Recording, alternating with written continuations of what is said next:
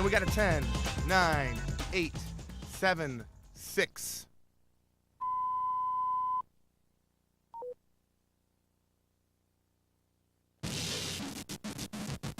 LoveLine is meant for an adult audience. LoveLine may contain sexually oriented content. Listener discretion is advised. Adam Carolla, Dr. Drew. I'm not modeling anymore for the two of you. LoveLine. Yes, it is LoveLine. I'm Adam Carolla. That is Dr. Drew over there. Phone number 1-800-LOVE-191. Fax number 310-854-4455. Dr. Drew is a board-certified physician and addiction medicine specialist. Tonight, our guest from the hit on NBC, 8 o'clock Monday nights, Freaks and Geeks. Busy Phillips is here. And that's a good name. Thanks. Yeah. That's not your real name, though, right? Well, it's not like some cheesy stage name either. No. It was a nickname for Elizabeth. And it just started when I was about 6 months old. My parents started calling me Busy Beth. And then it turned into Busy. And it's been that way ever since. Yeah.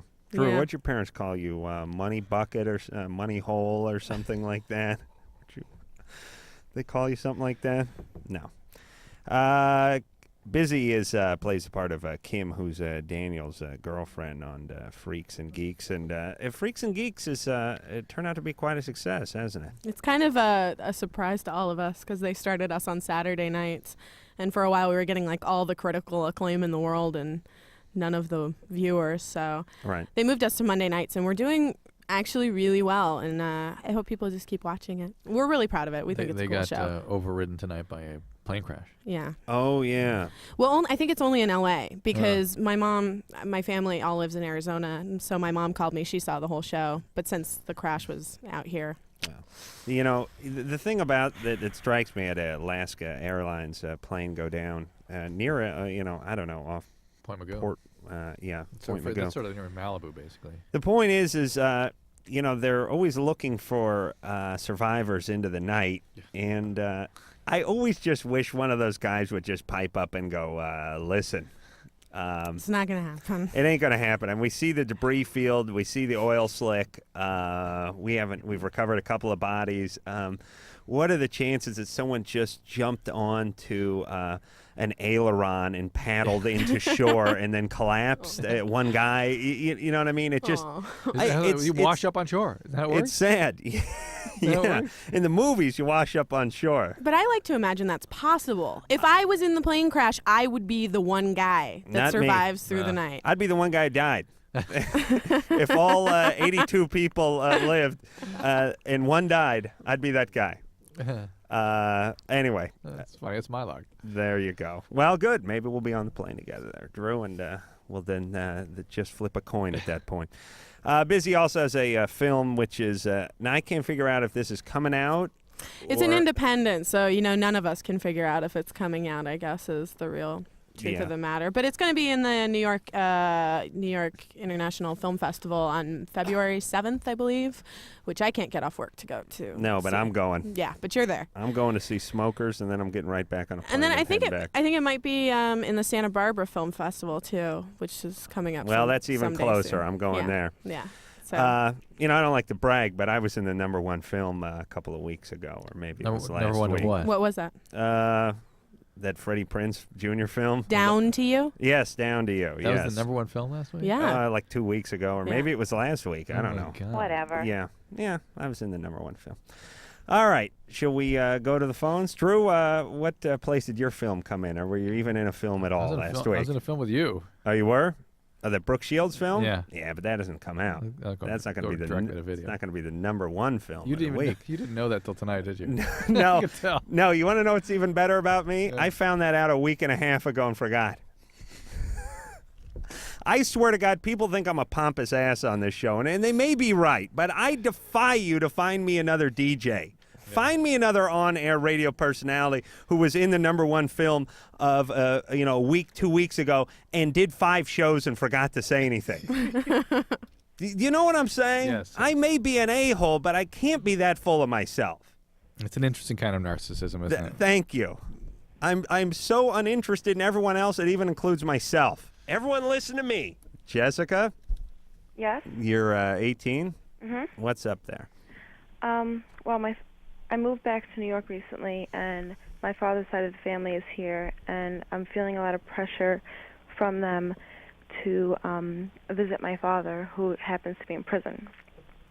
And what's he in for? For molesting me and my sisters. Oh, all right. And your family's giving you a lot of pressure to go visit him? Yeah, well, when I moved back here this summer, that's where all of his family lives, because I used to live here. And so now, ever since I turned 18, and, and ever since I've been back here, they've been talking to me more about it. All right, hold on a second. Yeah, Let's see if that phone clears up. How does that speech go when you're trying to talk the kid into going and visiting the father that molested them in jail? Just do what's right. Yeah, he's your dad. He's he your loves dad. You very Come on, much. blood's thicker than water. Oh my God. I don't understand why they're pressuring her. That's probably as bad as being molested. I want to know if they're aware that he's in there for what he's in there for.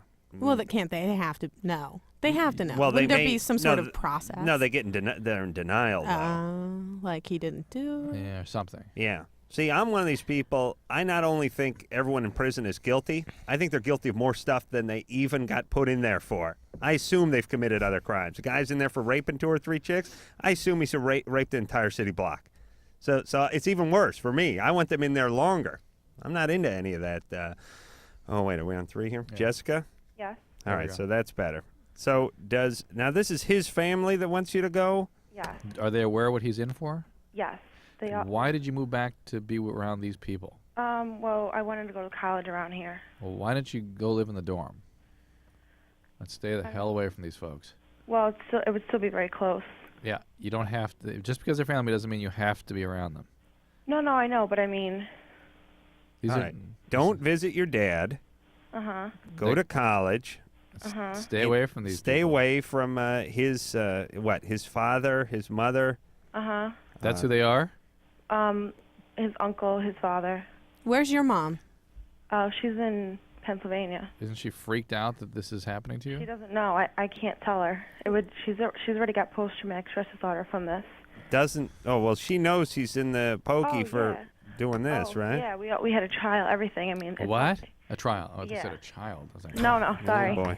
But, I can't tell her because she'll totally flip out. Look... But right now I live with his father. Oh, that's not good. Yeah. No, but he's not really doing that much. Right now it's his uncle, which is going to visit him, tomorrow. And he called me. He never calls me. Called me just to say about that and to keep an open mind how next time I could go with him to visit. Jessica, when does he get out? And I don't know. He's been up for parole and never got it. Well, Forever, I guess. Well, wait a minute. He molested you and your sister? Mm-hmm. He didn't do anything else? No. No previous... He's got to have some priors or something, right? Assault, was my mother assault?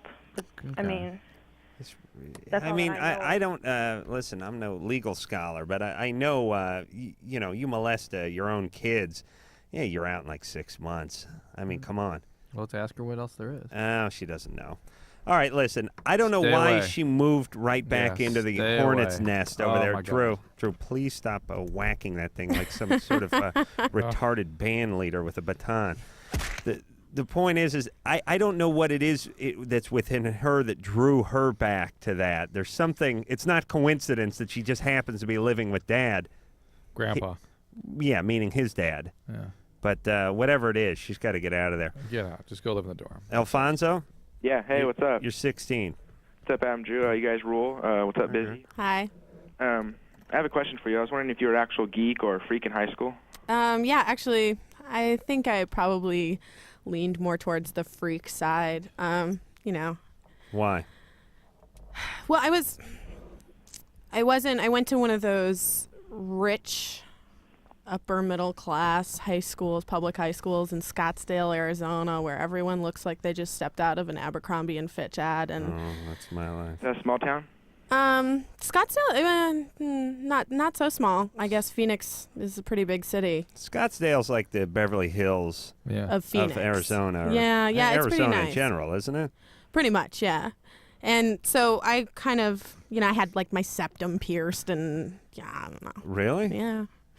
And my friends all were like gothic and had crazy pink hair, like my roommate does now. But so that makes you a freak. Well, yeah, because I wasn't wearing the Gap. And Drew, what were you? It was a stretch. You were what? It was a stretch for me. I was a geek. You were a geek? It's shocking, huh? Yeah, tall order. Alfonso? Yeah, that's it. What were you? I'm kind of a jock, but not really. The jocks didn't really like me so much. They started a rumor I was a lesbian because I wouldn't go out with them. Yeah, I play football and stuff, but. All right. Why wouldn't you go out with them? Oh, I had a boyfriend who was like older. Oh, really? In college and. Oh, jeez, I hated you girls. Right. There's nothing worse than that cute blonde. I mean, Busy's a very cute blonde who had that mysterious boyfriend who was off at some college somewhere. All you knew was he drove a pretty nice car. A Jeep. Oh. Yeah, the worst. You know what? It really just screwed it up because, like, when I was in 10th grade, I didn't go out with any girls because there's something wrong with me. But other than that, I said, well, listen, you're in 10th grade. You don't go out with girls in the 10th grade because they're going out with seniors and juniors. But then you get in the junior, when you get to be a junior, you can go out with some 10th graders or something. Then they were going out with high school people. It just sucked. Yeah. I want to kill that guy. I hope he's working at some Circle K somewhere and still driving the same Jeep. I think he may be, actually. I don't know. He was in college dating somebody in high school. Yeah, you get. Bastard. Yeah, and now that I'm older and I'm 20 now and I'm at college age, whenever I run into guys who are dating high school girls, I'm like, what is your problem? That is loser. Yes. Yeah. That is. What were you in 10th grade? When I started dating him, I was in the 10th grade and he was a senior in high school, and then he graduated and we dated through my senior. Yeah, it's not so bad. Sort of. We'll dismiss he that was one. there. Okay. On a technicality. Okay. But you had your nasal septum pierced? Yeah. With what? A ring? One of those big ball rings. Bone through the nose thing? No, it wasn't like a bone. It was a little cute thing. It was cute. Your parents must have been pissed My off. mom, the only time I've ever heard my mother swear, who's listening, and she's going to be upset that I'm even saying this on national radio because it's so embarrassing to her. But yeah, the only time I've heard her swear was. No, I'm not gonna. I'll tell you, if I have kids, I'll get away with none of that nonsense. I think when my kids I'm gonna have to be pierced up. Drew's gonna get pierced. Well, the thing of it was, they told me to take it out, and I didn't take it out till I realized that by putting something through my nose, I wasn't proving anything to the rest of the world. I was just made me look stupid. Anyways, I don't know. Jason? Yeah. You're 18. What's up? I wanted to know if it's possible to be immune to the herpes. Absolutely. Absolutely? I don't know. I've never heard of it. Have you, Drew? What are you describing? Because my girlfriend always has cold sores, and I know from listening to your show that... What do you mean by cold sores? Like, cold sores on her mouth, like the average cold sore that you get, like, I don't know, to allergies or something like that. Yeah, what do they look like, Jason? Well, they look like cold sores in her mouth. No. Yeah, like they scab up and stuff. Uh-oh. They're around her... in the corners of her mouth. Yeah, that might be chelosis. That's not cold sores. Scabbing in the corners of the mouth is not cold sores. That is cheilitis or chelosis. She doesn't always get them in the corners, but, like, that's mainly where they're at. And has she seen anybody about it? She's seen a doctor once because she had a breakout of them. I don't know, a family member of hers also had cold sores, so they said that it might have been from I don't know, a cup or something. Maybe. All right. Well, it's possible it's not herpes. And you're probably not immune to it, and though, you're not. Jason. Yeah, do not expect to be immune. Because I've never gotten a cold sore. I mean, knock on wood, but yeah, I've consider never yourself lucky so Hey, far. Jason. Yeah. I hadn't had a carbuncle on my ass at 18. Since then, I've had 2. All right. That doesn't mean anything. Thank you. Trying to turn busy on. You're 18. Saying I haven't had something at 18 doesn't mean anything. Right. You're not supposed to have anything at 18. If you have some sort of lesion on you at 18, you're probably amongst a minority. Isn't that great, though? It's like, I've been on this earth for a grand 18 years. I've never gotten anything, so I never will. Yeah. He's probably checking cancer off the list, too. Yeah. Male pattern baldness, check. Cancer, check. Ulcers, check. Cataracts, check. I'm immune to everything, brother. Woo! I'm fit as a fiddle. Sloan? Yeah? Sloan, you're 17 years old. Yep. All right. What's up? Okay. I took drugs on New Year's, and I accidentally hallucinated. What kind of drugs did you take? Huh? I took 3 pills of ecstasy, a Percocet, and I smoked a lot of pot. Whoa! Don't you think that's a lot? Perfectly normal, perfectly healthy. How did It was New Year's. Come on. 3. you took multiple heavy hallucinogens, and then you're surprised that you had hallucination? No, because like I had taken ecstasy before that, and like I hadn't hallucinated, so I wasn't expecting to be. I didn't expect to be hallucinating, but I did. Again, you took multiple heavy doses of very powerful hallucinogens. Now listen, I'm not gonna. Who cares? Okay, but What do you want? okay, so I was convinced that one of my really, really good friends was trying to kill me last night, and now whenever I see him, I still think that he's trying to hurt me, and I was just wondering like if there was anything that I could do about it, because this guy was like a really, really, really good friend of mine. Yeah, this is a sign of a disruption of your brain chemistry. Acute paranoias are induced by the biological changes in the brain that these drugs induce. And the fact that it's persisting now that you're off the drug is a very serious sign.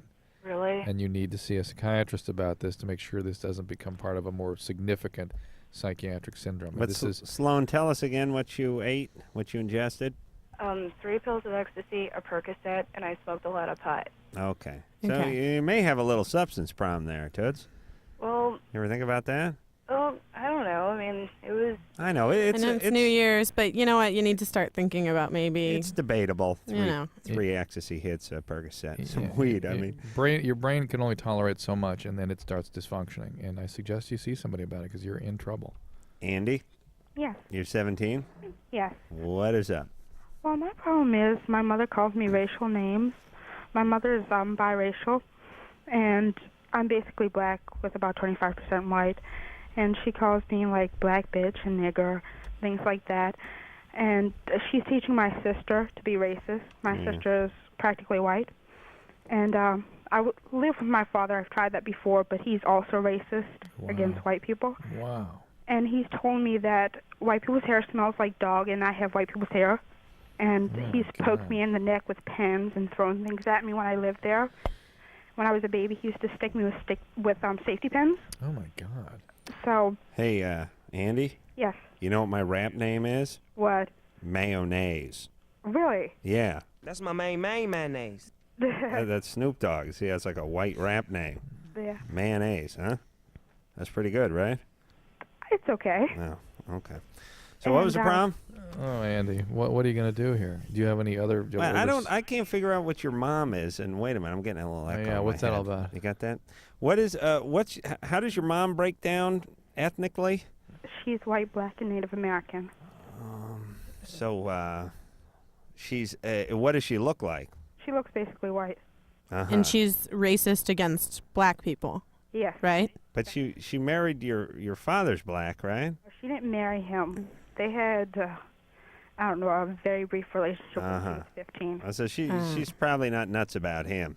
Oh, no, she doesn't like him at all. Yeah, maybe that's what got her going down that path. Now, your dad is racist against white people. That's right. Which is healthy, by the way. I just want to say, as a white person, it's okay to hate white people. That's all right. That's not even racist. That's good. That's healthy. And he throws things at you and pokes you and stuff. I can't. Why? Okay. They're both awful. Why do you have to spend time with him? He sounds dangerous. She doesn't. The point is, the mom is intolerable. She's tried to make it with dad, but he's even worse. So what the hell is she gonna do? Do you have a grandparent? Somebody? Well, here's else? the thing. I live with a family friend who's male, and he's like 65. She's pawned me off on somebody, basically. Yeah. And I've known him all my life, and he's basically taken care of me and raised me. Okay. And he lost a child, so I guess I'm the makeup for that. And he's nice to you, and he doesn't do anything to you that's. He's nice to me. I have everything in the world, and when I'm sick or whatnot, he comforts me when she says things to me. He comforts me. Are you living with him now? Yes, I am. Is she living with him too? No. Okay, so you're just living with him. Right. And he's half Puerto Rican, half gypsy? He's white. He's white. Okay. All right. Does his hair smell like dog? No. I'm not going to... I'll cop to that. I do smell a little bit. Mine doesn't. Oh, really? No, it smells beautiful. Look at that. Flowers. She's like the herbal essence lady. Yes, I am. A dove came down and put a beautiful crown of lilacs on her head before the show. Yes. All right, so Andy. The problem is, Yeah. I don't like black people. Can you go away to school or something, Andy? Can you get out of here? Can you get out of that situation? Hold on, but you look black, right? I am really light with white features. Yeah, but do people think you're black? They think I'm biracial or have some sort of Mexican thing going on. This is interesting. This is really interesting. So you don't like black people, though? No, and I've had sex with a couple, and I usually start crying afterwards. Same here. But she's been mistreated by her dad. So. Yeah.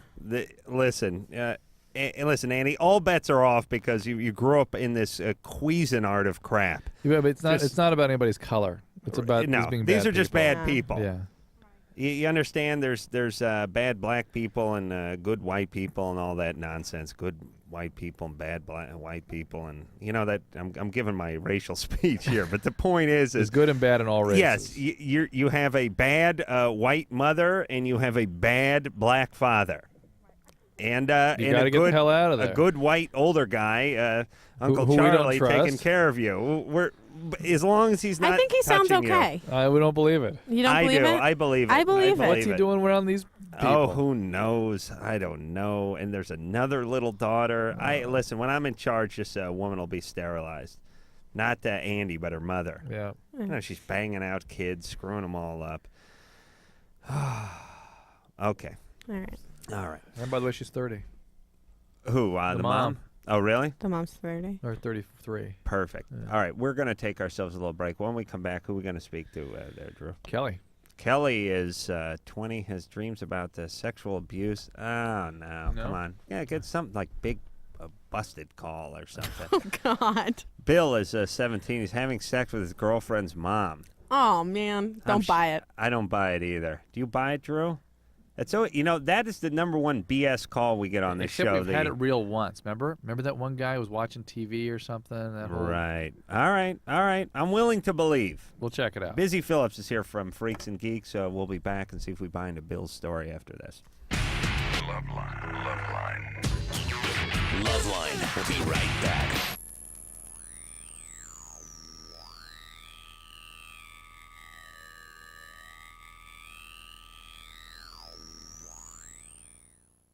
I love you in that red dress. Then you'll be glad to know I won't be growing out of it.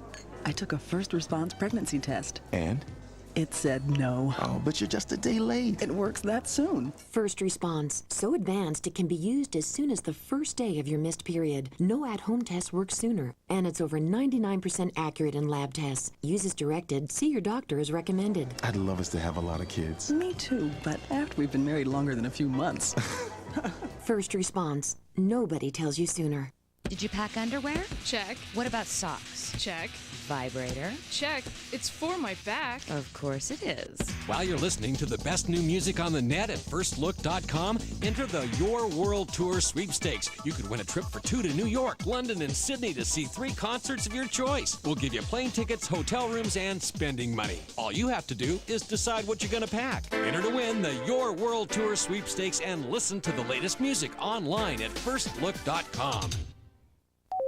Hi, I'm Serenity, and these are my friends, Missy and Stephanie. You know, a lot of things happen to us every day that we have no control over. But HIV and other sexually transmitted diseases aren't things that just happen to you. You do have a choice. You can choose to use a condom, have safe sex, and take control of your life. Asking for a condom isn't stupid. It's smart. It shows that you care about yourself and your partner. You can do something about sexually transmitted diseases. Use a condom. Every partner. Every time. We do. A message brought to you by Wicked Pictures and AIDS Project Los Angeles. Oh, come on, have a drink. No thanks. Just one little drink. I don't want to. Chicken, everyone else is. I said no. What a nerd. One little drink won't kill you. You've heard it all before. Be cool, join the crowd, have a drink even though you're not 21. Let's go, she's no fun. Make the right choice. Don't give in. Underage drinking is dumb and dangerous. Look out! A public service message from the National Association of Broadcasters and this station. Somewhere in our community is a mother whose drug abuse once left her unable to care for her kids. There's a father, too, whose alcohol use drove his wife and children away. There's a boyfriend whose drug use frightened his girlfriend into giving him an ultimatum: get help or I'm gone. Help is available. It's in the form of treatment programs for drug abuse and alcohol problems, and the good news is that these programs are making a big difference in people's lives. With proper treatment, mothers and fathers, sweethearts and coworkers, friends and neighbors are overcoming drug and alcohol problems and reclaiming their lives. Isn't it great that treatment works? To find out about drug and alcohol treatment programs that can help, call 1-800-662-HELP. That's 1-800-662-HELP. There is help, and it works. A public service of this station and the Center for Substance Abuse Treatment. Dad, I don't think our campfire's totally out. Are you kidding me? I know when a campfire's out. Did you drown the fire with water and stir it with a stick? No, it's out. We don't have to. Who said that? Frank, it's a talking moose with sunglasses. And a bunch of singing and dancing forest animals. We know we can count on you to do what Smokey says. And when your folks desire to build a fire, Hot, hot. clear brush and branches away, and keep water nearby like you oughta. Okay, I poured water on the fire. I stirred it with a stick. Everybody walked slowly toward the RV. Dad, these are just Smokey's friends. Only you can prevent forest fires. Frank, it's Smokey. Nice hat, Smokey. Want the rest of my peanut butter sandwich? Dad! Visit Smokey at www.smokeybear.com. Brought to you by the USDA Forest Service, the National Association of State Foresters, and the Ad Council.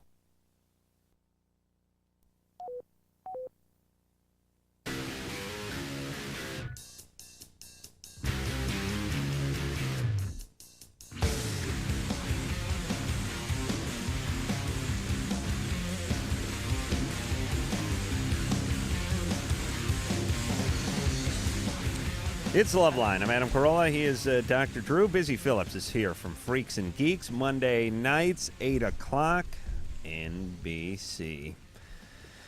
She plays Kim. She is Daniel's girlfriend. I'm more than Daniel's girlfriend. Can I just say that? I stand on my own. Yeah. I'm just trying to give people a point of reference, you know. I'm the blonde girl. So they can place you. That's mean. She's the good-looking, mean blonde. She also, got this movie called Smokers. It's at the New York Film Festival and Santa Barbara and no place in between. So if you're one of those. But we're on in both those places. So if you're there, go check out Smokers. Bill? Yeah. Hello? Bogus. All right. Bogus. Bill, you having sex with your right. girlfriend's mom? You guys are right. Actually, 3 different times I did. 3 times? Yeah. Yeah. But the thing is, I need to know how to tell my girlfriend. What's her name? My girlfriend or her mom? Her mom. Her mom's name is Caitlin. Mm-hmm. Hello? How old is she? 36. The mom is 36. Yeah. How old's the girlfriend? 16. Uh-huh. And what room do you have sex in? Her bedroom. Her bedroom. Well, the first time was actually in her daughter's bedroom. Ooh. And is her daughter your girlfriend? Yes. And where's the husband? Where's Dad? He's been out of the picture for a while. Mm-hmm. And how did this happen that you two got hooked up? Well, okay, I went over there one day after school expecting to see my girlfriend, and she was sitting on her bed in a black teddy, and I don't know really what happened after that. Yeah, I don't know. Sounds like BS, Bill. Sorry. Yeah. We don't believe you. Yeah. People know what happened. They can tell you what the hell, each second that passed leading up to something like that. And plus, where's the girlfriend then? There's just a lot of these stories where, my husband came home from work and found me getting it on with another guy, and it's like, well, doesn't he always come home from work about the same time? I mean, what? Yeah. And the front door was open. You know what I mean? Yeah. All right, I don't buy it. And she's in a black teddy. I don't buy it. No. All right. Jamie? Yeah. You're 26? Yes, I am. Just in case it's true, stop banging your girlfriend's mom. And get away from both of them. Okay. Leave. There you go. We're covered now. Jamie, you're 26. What's up? First of all, I want to say to both of you that I think you guys are wonderful, both individually and together, and I love your show. Thanks. Although Drew doesn't do anything apart from me. I have other projects, but thank you.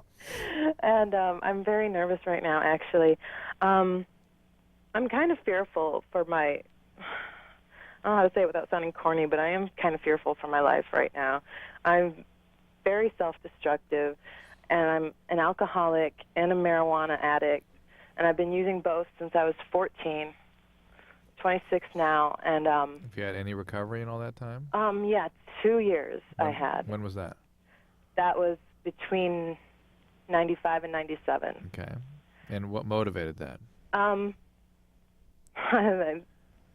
thought that I was going to die any day. Okay. And I just was completely at the end of my rope. And Are you there again? not quite. All right, well, give us some time. But I mean, it's kind of more of a slow, methodical thing now. I mean, I every day, I don't know quite how to explain it. Like, I've been in and out of the program since I relapsed. Do you have an eating disorder as well? Yeah, that was the other thing I wanted to talk about, that I developed an eating disorder in my late teens, and that went on through my early 20s for a couple of years. And when I entered AA the first time, it just kind of went away. And I never really addressed the eating disorder necessarily directly, but... All right. So what's causing all this? It's Something bad happened to you? Sexual abuse. Sexual abuse? I was raped when I was 19, but No. physical abuse by my dad. That's, whole life. that's better. Yeah, he was pretty abusive, really, like the first 22 years of my life. Well, those aren't the important 22. The important 22 are the last 22, usually from like 62 to 84. Aren't those what they call the formative Yes, years? yes, indeed. Okay, so you're all right. Well, in the last month, I started to have more recurrences of my bulimia. All right. Well, it's time to do something here, Jamie, there's multiple sort of sort of issues here. One is addiction. As you know, that's a very life-threatening problem, and you've described it yourself as something which is threatening your life at this time. You've had success in recovery. You know what you need to do to get better. You need to take care of that problem. Secondly, your eating disorder, last time you got meaningfully engaged in recovery, magically those symptoms went away too. So indeed, those symptoms may subside and perhaps can be dealt with less urgently than the addiction problem. But you got to get back in recovery. You got to get detox. You got to want to get well. And you've got to find that resource somewhere. All right. David. Yes. You're 28. What's up? I have a big problem. I'm trying to solve it, and I don't know if I should go to see any medical help for this treatment I know I need. About 4 years back, I got drunk really bad, puked up, became a bulimic, and lost about 100 pounds. I was 280. After discovering vomiting, I got so badly sick that I puked for 4 days straight. And what happened is, I found out after I did puke, it kind of like still retained the feeling of eating or fullness in it. But what happened is I started working out. I was 285 pounds. I lost 100 pounds in less than probably about 6 months. I became aware of my sexuality. I started, women were looking at me different, what I never had before. And I became very much a sex addict. I mean, to the point where, I loved sex before, but now it's 2 times a day. And what happened is I was dating this girl, and I messed around her, and 2 times she found out. She took me back. For some reason, I married her. I thought I loved her, and that was 6 months ago. And I've been sexually active with several other people, and it's really pretty bad. I'm with my ex too. How long ago did you lose the weight? About 4 years ago. Wow. Hey, listen, never get married after you lose 100 pounds and are smack dab in the middle of a sexual tour. Yeah. Yeah. You get married after you pack on 100 pounds, then you pack another 100 on after the wedding. Well, my question is also I do, since I have my eating disorder, bulimic. You're an addict, David. Wow. All through and through, right? Well, I'm bipolar. I'm bipolar, and plus I have this thing where, like, I smoke. I could smoke for 5 months and quit suddenly without thinking. I just change constantly. I'm constantly All right. changing. Why aren't you having your bipolarity treated? This may all be part of a manic episode. Well, but I had never had it diagnosed. I don't know where I could go. Who gave you that diagnosis? Myself, after looking at it and hearing you guys. Hey, listen, you're a bulimic sex addict. You think you're qualified to pass down those kinds of diagnoses? Please, you goofball. What do you do for a living?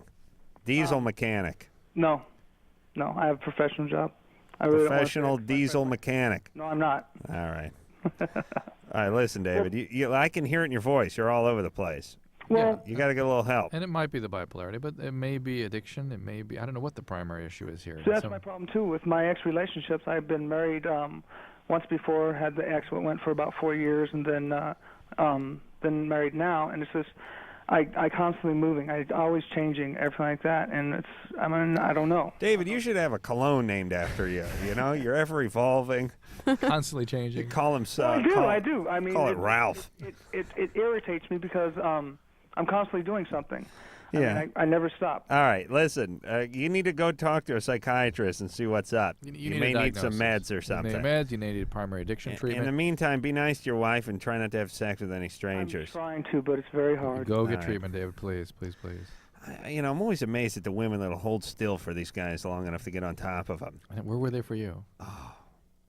Just think. They can't. They're with those guys. They cannot be quality trim. They just can't be. I'm just picturing. They must be scraping these women up from bathrooms at bus stops or something. I can't imagine. Maybe not. These men are so unattractive. Come on. Yeah, no but way you'd hold women. still I for don't that. know. I just, in my experience, it's always that thing about like women. Certain women flock to men that treat them poorly. Well, I treat women poorly. So, he's available for poor treatment. Asshole. Well.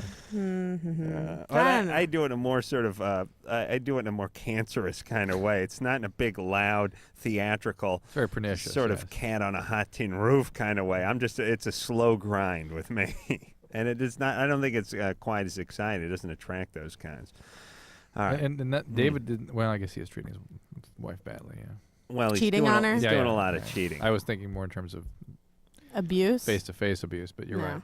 All right, he needs to. I think he needs to talk to a psychiatrist and see about some meds or something. If people don't know, like, all over it. where, he needs a diagnosis. But like people like that, I mean, he kind of sounded like he doesn't even know where to begin to get a psychiatrist. He was able to come to a conclusion of what his diagnosis was and research that. He just has to go to his family doctor or go to any primary care clinic or any university. He's a professional. He's a professional.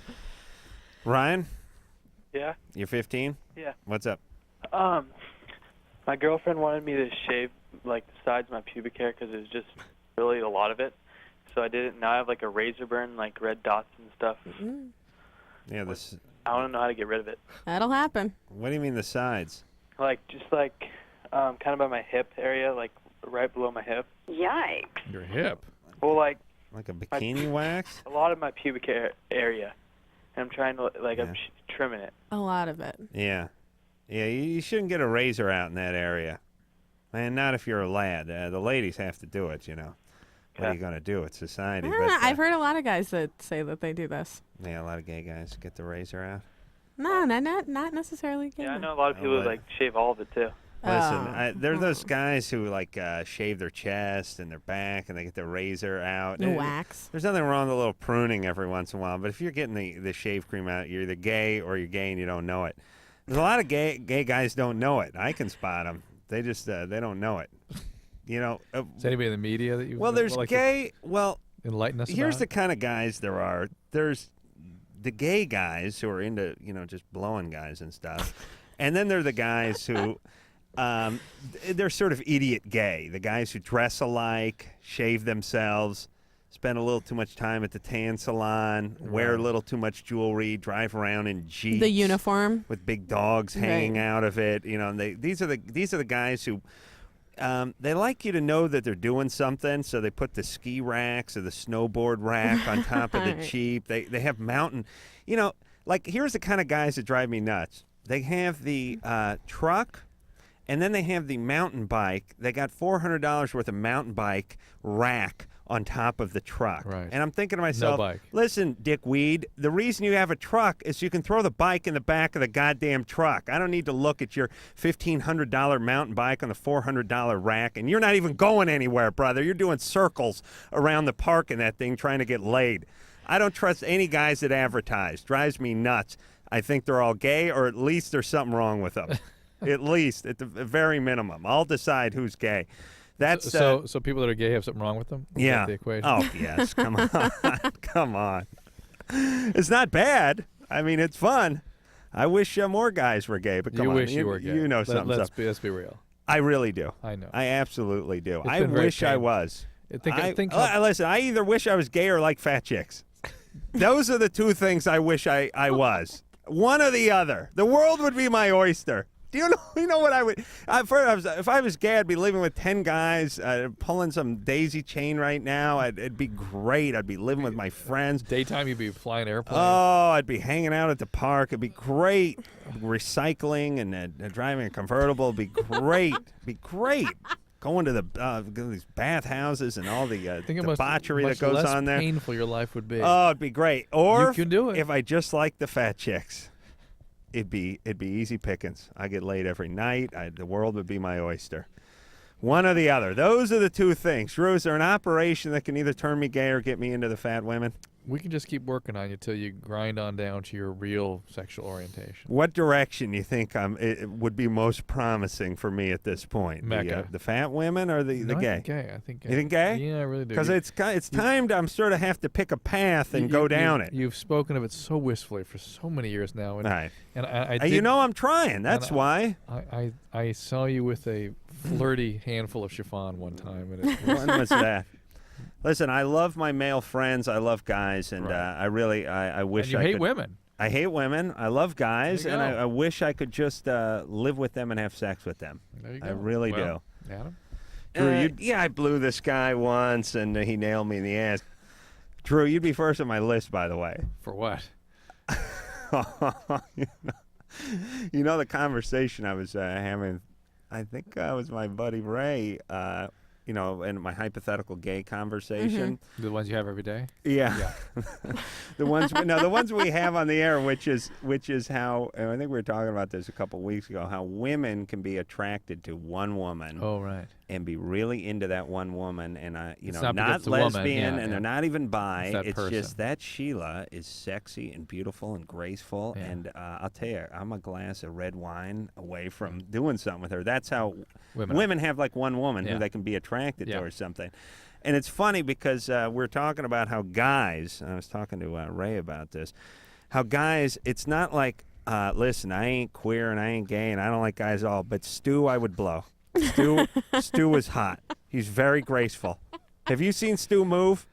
Like he floats like a butterfly. That's Stu. How he makes you feel. Yeah, and he makes me feel good about it. Stu makes me feel good about myself.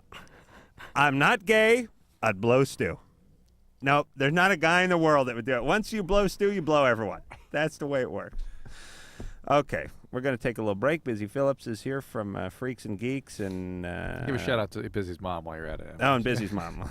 She's listening in Scottsdale, right? Yeah. All right, we'll be back after this. LoveLine, 1-800-LOVE-191. Back in a minute. Well, it's worth hearing.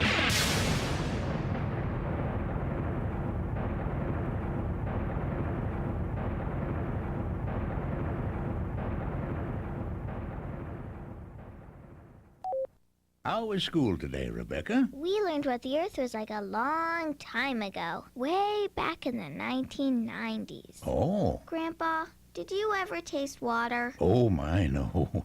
By the time I was a boy, water, if you could find it, was pretty much unfit to drink. But I hear tell, long ago, children used to make lemonade with actual tap water and drink it on hot, sunny days. Really? Yeah, and sometimes they'd fill balloons with water and toss them at each other and laugh, or run through the sprinkler singing and carrying on. And then after a day of playing, their folks would put them in a tub, fill it with water and bubbles, and scrub them till they were squeaky clean. Wow. Why didn't people try to save the water? Well, I guess they didn't think one person could make a difference. Thousands of Americans make a difference every day. For example, over 900 million tons of untreated sewage is no longer discharged into our nation's waters. A message from ECHO, the Earth Communications Office. Okay, class. This part of the museum is known as the Hall of Trees. What's a tree? Large plants that once covered much of the Earth. This is a full-scale model of a maple tree. What are those green things? Those were called leaves. They took in sunlight, nourished the tree, expelled oxygen, creating air for people to breathe. People didn't breathe out of air tanks? No, then air was everywhere. The sky was blue, even the ocean was blue. The ocean was blue? And filled with fish. What's a fish? When you protect the Earth, you protect your health and that of your children. We're making progress. There has been a significant improvement. 20 years ago, air pollution in Los Angeles exceeded health standards on 4 out of every 5 days. But we still have a long way to go. Here's the Hall of Weather. Press that button and you'll hear a rainfall. Why'd they need rain? Without rain, a flower couldn't grow. What's a flower? One person can make a difference. A message from ECHO, the Earth Communications Office. Personally, I'm so sick of hearing about the environment. I know. What's everyone so worried about? 51 million Americans live in areas where the air is officially classified as unhealthy to breathe. It's a big world, and it's been here a long time. Yeah, we're talking years and years and years. The Center for Disease Control says that 94,000 people get sick every year from contaminated water. 900 of those people die. It's all in their heads. It's media hype. The average American dumps at least 20 pounds of household toxins down the drain every year, most of which ends up in the drinking water supply. Personally, I drink tap water. I mean, it's not like we're in Bangladesh. Personally, I feel fine. I mean, I ask you, seriously, who's really getting hurt here? 5.8 million children died last year as a result of unsafe drinking water. Not me or my kids, right, Billy? Billy? Where are you? Can one person make a difference? Today, 66% of our rivers and lakes are safe for fishing and swimming, a third more than in 1970. One person can make a difference. A message from ECHO, the Earth Communications Office. And now, Vince and Larry, the crash test dummies, with a lullaby. Crumple, crumple, little car. When you crash, it's au revoir. If on dumb luck you rely, through the windshield they will fly. Keep your children off the streets. Put your kids in safety seats. Crumple, crumple, little car. Don't be dummies like we are. Gee, Vince, I'm kind of sleepy now. Okay, Larry, just crash anywhere. You could learn a lot from a dummy. Buckle your kids' safety belts. A message from the Department of Transportation and the Ad Council. Oh, come on, have a drink. No thanks. Just one little drink. I don't want to. Chicken, everyone else is. I said no. What a nerd. One little drink won't kill you. You've heard it all before. Be cool. Join the crowd. Have a drink, even though you're not 21. Let's go. She's no fun. Make the right choice. Don't give in. Underage drinking is dumb and dangerous. Look out! A public service message from the National Association of Broadcasters and this station.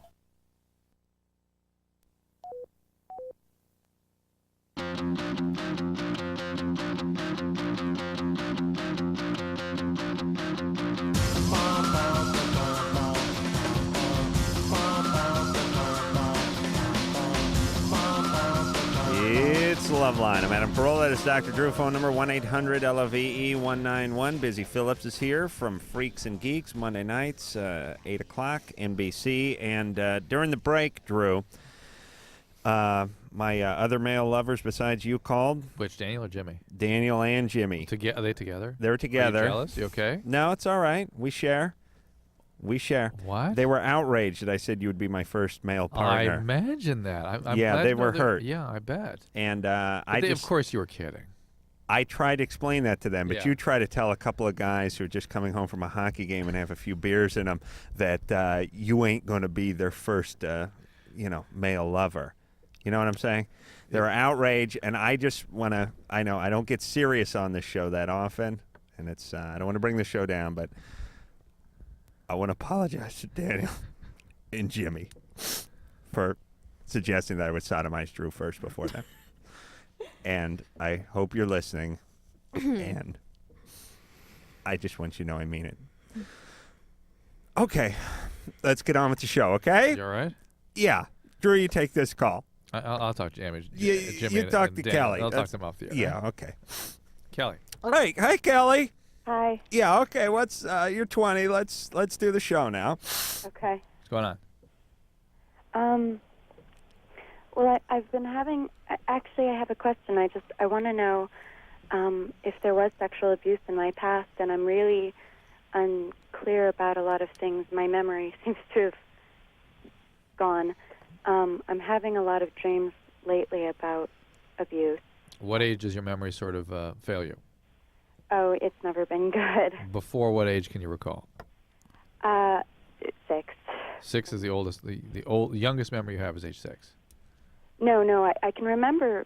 I can remember back before 6 really clearly, and then everything past that I can remember a lot of certain things, and then certain other things they sort of fade in and out. All right. Well, let me just make sure I know what you're saying.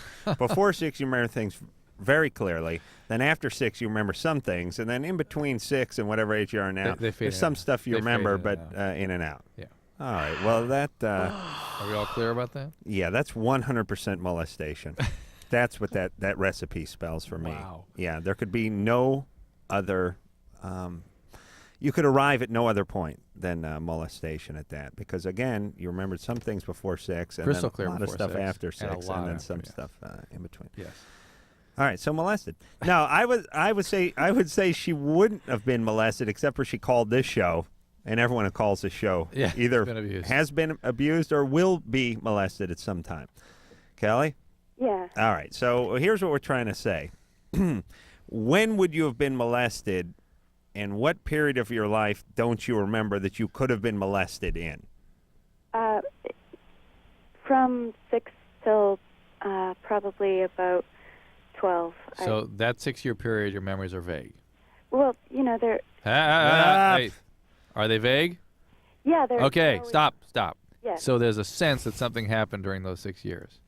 There was a lot of physical abuse. I know that for sure. I can remember vividly physical abuse. During that period? During my entire period, until I was 17, I moved out. From 0 to 17. All right, Kelly, that's reason enough to seek some help. And to have weird dreams, too. And to have weird dreams. And, whether you were molested or not is almost moot. You've been at abused. This point. You've been abused and severely abused. That's enough. Okay? Right. That's enough. So what should she do? Treatment. Where? We need to get a survivor's abuse, either hotline or referral source of some type. Did she go to college? Let me Kelly, see. I'm too. going with no. Kelly? Yeah. What do you do? I'm a professional. Professional. What? Technology. Technology professional. Yeah. All right. Do you have health insurance? Wouldn't that be a garbage collector? Yeah. Can you get some? Can you get some therapy?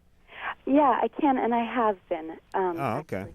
I've worked through a lot of the physical abuse problems. Yeah. I've been I was in therapy for a little while, and I was molested by my therapist. So I'm. Whoa. Perfectly normal, perfectly healthy. I have some obvious reservations. I have a lot of when I'm having sex, a lot of feelings come up. So we would predict. Wait a minute. Yeah. How old were you when your therapist molested you? I was 19. Ooh, hey, I don't know. Is that molested? When is it? That's not even molested at a certain point. It's abuse, inappropriate sexual contact. How did that work, by the way? I'm going into therapy. I'm going to see my therapist tomorrow morning, by the way. So I'm going to wear 2 pair of underpants because I'm nervous. How did that work? That you had sex with your therapist? No, I didn't have sex with him. Oh, I see. You were I was just sitting molested. in the chair and we were doing some exercises, and he started running his hand over my breast. And would that be a physical therapist? No. A counselor. A counselor. Like relaxation exercises? Is that what you're talking about? He had you doing? Something like that. Something like that? Yeah. It's sketchy. So he started rubbing on you, and then what'd you do? I told him I thought it was inappropriate, and then I didn't go see him anymore. But that was... Okay. Well, listen. Not all therapists molest. Probably less than 60% these days. So the chances of you finding another one is slim to none. You really, Kelly. Listen, Kelly. Yeah. We don't got time to get into all of it. You were physically abused for a long time. There's a lot of issues floating around. You're professional. You make some money. You have some insurance. Go get some therapy and work it out. I mean, that's it. There's nothing else you can do.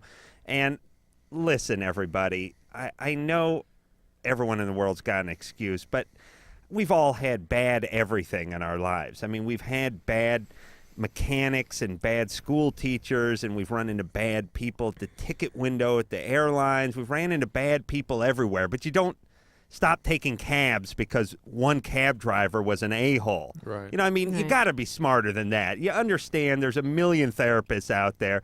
This guy was out of line, but that's not an excuse when you're 20 and you're a professional. You have to be able to get a little distance and go, you know. Are you guys with me? I'm with you. Okay. Yeah. We're going to take a break. We'll be back. Loveline with Adam Carolla and Dr. Drew. 1-800-LOVE-191. We'll be right back.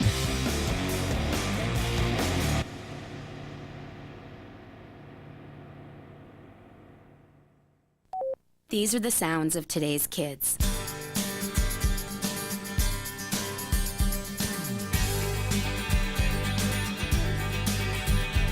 And these are the voices of today's kids. Don't underestimate me. I can work harder in school. Give me a problem that's hard to solve. Give me tougher work. Give me tougher books. When I solve a tough problem, I'm on top of the world. Surprised? Don't be. 74% of kids say school should only pass them to the next grade when they've learned what's expected of them. I'm not afraid to fail. If I make a mistake, I'll do better next time. 75% of kids say they'd study harder if their schools gave them tougher tests. The fact is, almost all kids want to be challenged in school. So listen to the voices of kids today. Challenge me. Challenge me. Challenge me. Do your part. Support higher academic achievement in your state and challenge our schools to challenge our kids. For a free booklet, call 1-800-38-BE-SMART. A message from the Ad Council and the Education Excellence Partnership. Taking all that work home? No, this is my own stuff.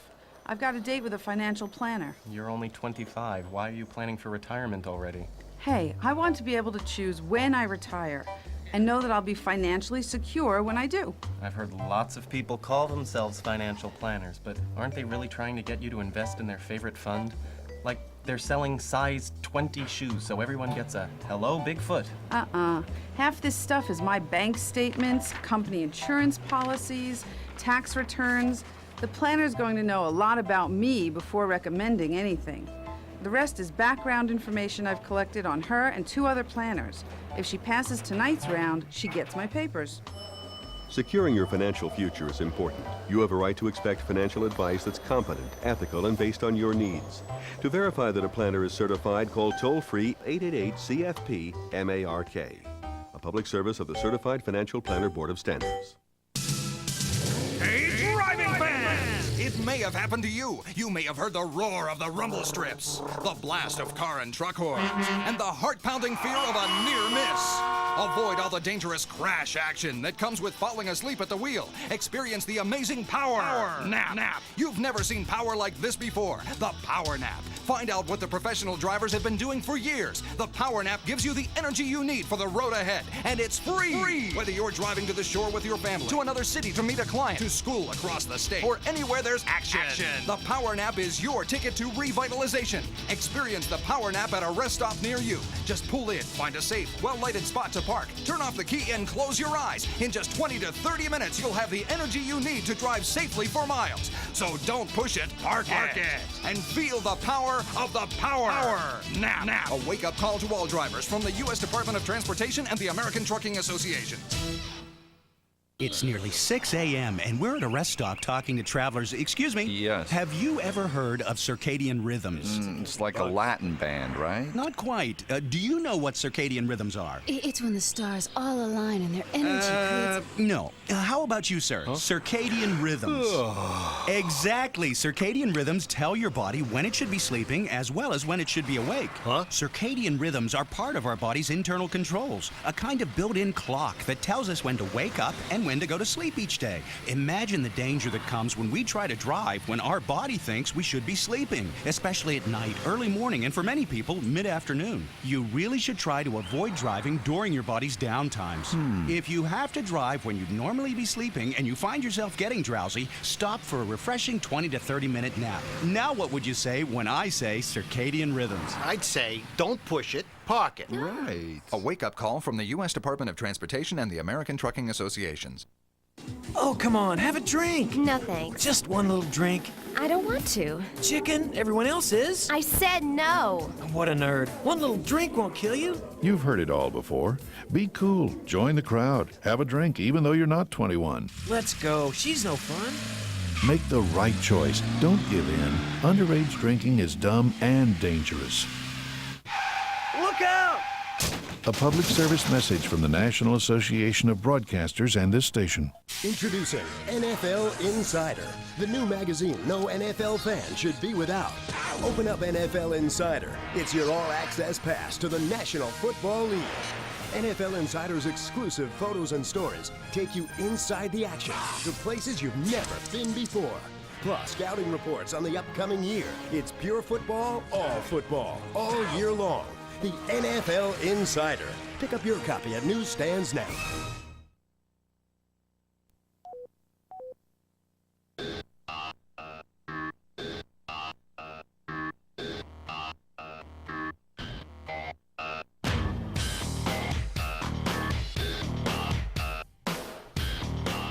It's a LoveLine. We're going to take our traditional 10-second timeout at the top of the hour, and we'll be back with more of the show in just 10 seconds. This is LoveLine on radio station.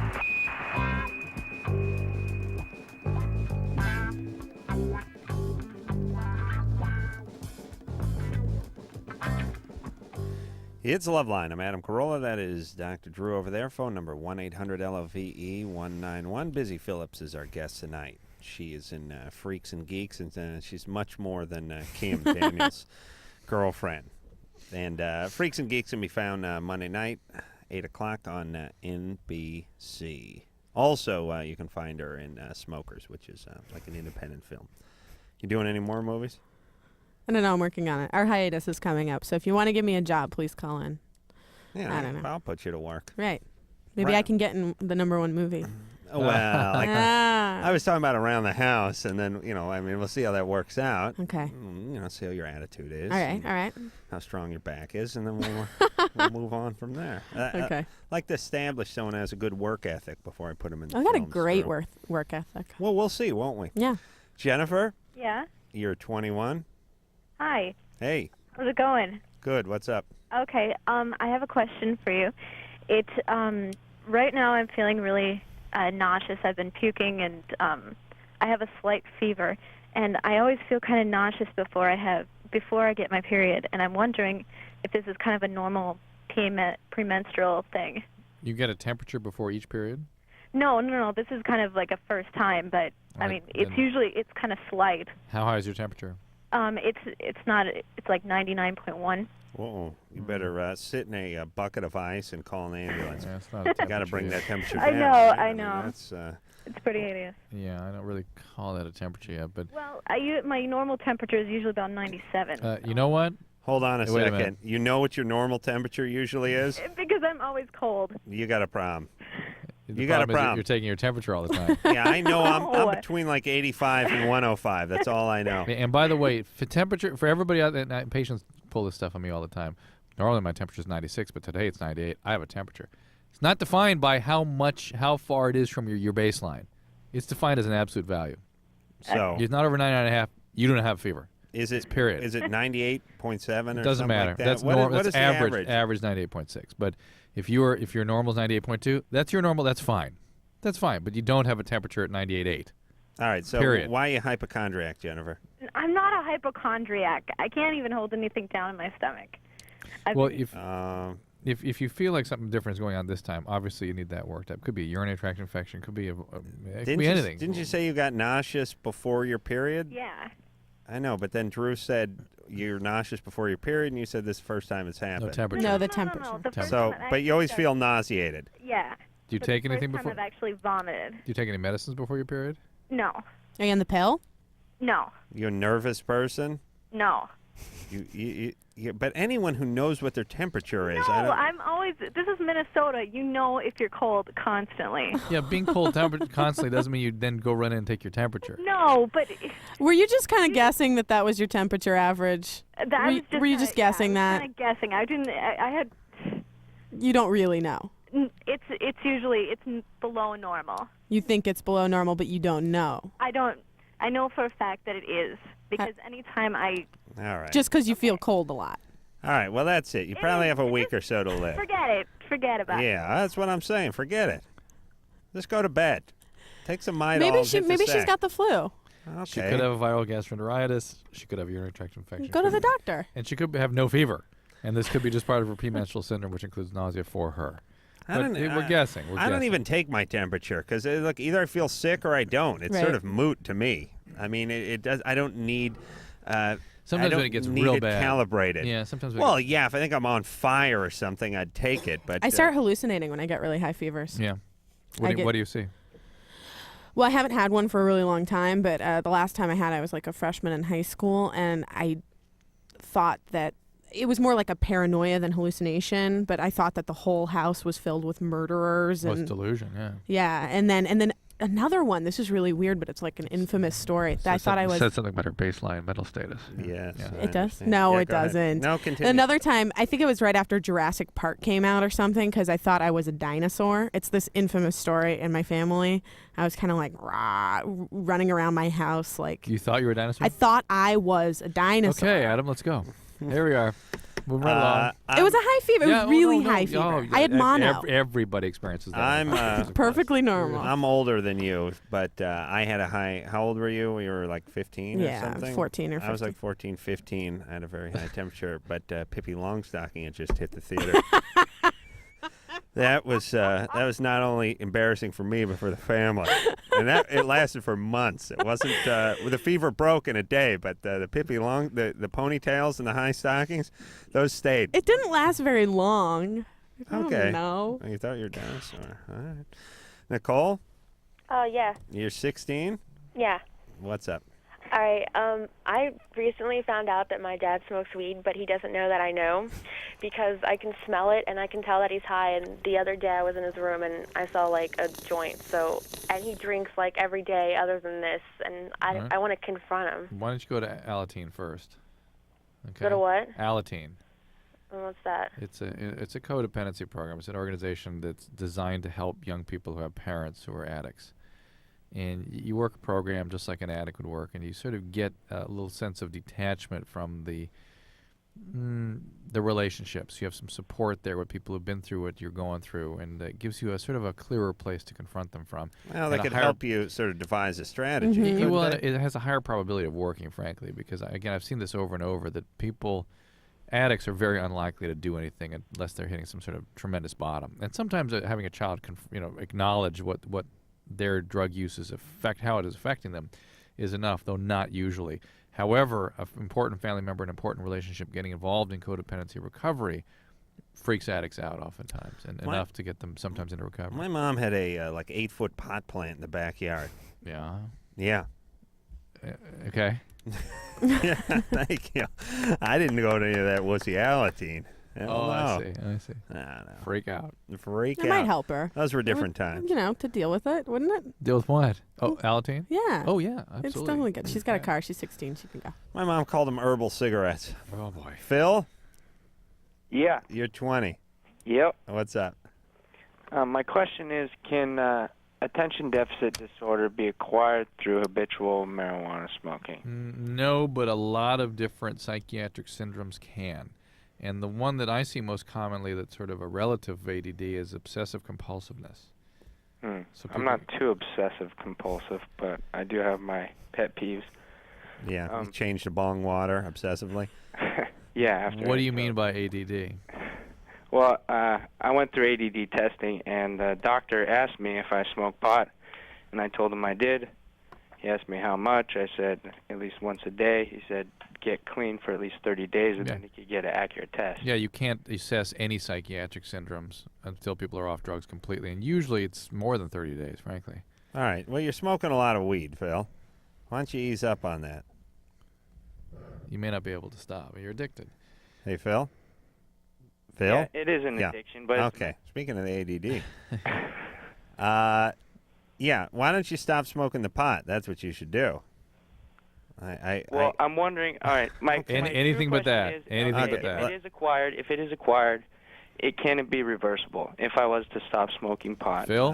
Phil. Who cares? Oh, just smoke your head off. Who cares? No one listens to us anyway. Stephanie? Yes. You're 22. Yeah. And listen, all you screwballs, don't get caught up in semantics, or titles with these ADD and all this. You smoke a lot of weed, you become sort of listless, and you can't do anything, and you can't get out of your own way, and then it becomes moot whether you have ADD or not. You're just stoned, and you can't get out of the way.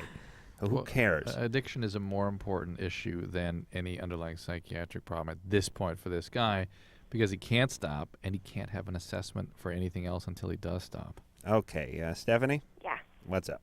Well, just recently, me and my boyfriend have been going out over a little bit over a year now, and just recently, while we're having sex, my lips swell up, my vagina lips swell up after sex. Yeah. And the first time it happened, it was really uncomfortable, where I took off work for 3 days because I couldn't really walk. 3 days? Yeah. How long are you guys together? We've been together a little bit over a year now. That's not what I meant. How long were you together biblically? Oh, it was probably about 30 minutes. 30 minutes? Yeah. Yeah. He's throwing off the curve. That's 5-6 times for me with a break. So it may be too long for your body to deal with. Yeah. Why don't you try shaving that down to 10 minutes, see what happens. Or 5 minutes. And maybe you could just do a little more oral sex and a little less intercourse. But there's nothing wrong with me. I mean, if that happens. No, you're irritated. You're inflamed. It could be yeast infection. Could be just burn. What do you do for a living? I'm a waitress. Oh, yeah. Yeah, you need your vagina for that. That's where you keep your tip money. Sure. All right. All right. Yeah, you can't be walking around with trays full of malts and burgers with that inflamed vagina, especially with those roller skates. All right. Now that's a tough job. Once I had that carbuncle on my ass, Drew. I had Be to. careful, Busy. We start lighting his farts pretty soon. No, I would not do that. No, I'm trying to impress Busy. I would not. I thought that's how you. That was your sort of mating ritual. No, that was the old Adam. Unacceptable. New improved. Yeah, and plus I'm wearing these nylon sweatpants, which are liable to go up at any moment. Busy, I want you to know that I only like farts in denim. In denim. Right. That's the only safe way to do And it. to all the kids that are listening, Only that's in my denim. message. And any future guests that come in the show, just first check to see what kind of pants Adam is wearing before you come in the studio. That's right. If it's denim, you could be in for a long night. That's when you may want to just put the foil on your head. What? We don't want these. We don't want them to get hurt. I see. What the hell was I talking about? Who knows? No, the carbuncle. Oh, yeah. When I had that carbuncle on my ass. Yeah. I used to teach boxing. I had to miss a day, and I had to call in and say, "Listen, Bruce." He was a guy who owned Bodies in Motion. Listen, my ass is on fire over here, and I can't teach class. And no sympathy, by the way, from him or anybody else in the gym or any of the students, by the way. It's big. They try to drag I had you a legitimate... No, they just laughed their asses off. I had a legitimate medical problem. Wait, how did the conversation go? Seriously. Well, the conversation probably went something like, I phoned the gym 8:30 on a Tuesday night to tell them I couldn't teach a 7 a.m. Wednesday morning class. Bruce, you got to get Tree to cover for me. Why? My asshole's on fire. Yeah. I don't know what's going on down there, but I'm in pain right now and I'm lying down. I can't imagine standing up and yelling at people to hit a heavy bag. Really? Your ass on fire? Hold on a second. Adam Carolla will not be teaching tomorrow's 7 a.m. cardio boxing class. His asshole's on fire. Any questions? You can. Well, actually, I'll give you his home number. Yeah, Adam. Yeah, Tree will cover for you. All right, but he's going to tell everyone. Okay. All right. So when you come back for Friday's class, you have a lot of people to talk to. Okay. Thanks, Bruce. Okay. Yeah, that's basically how it went. That's good. Yeah. And then you. That's when you got the mirrors out. Yeah, I had to get the mirror out. Oh, junk. Yuck.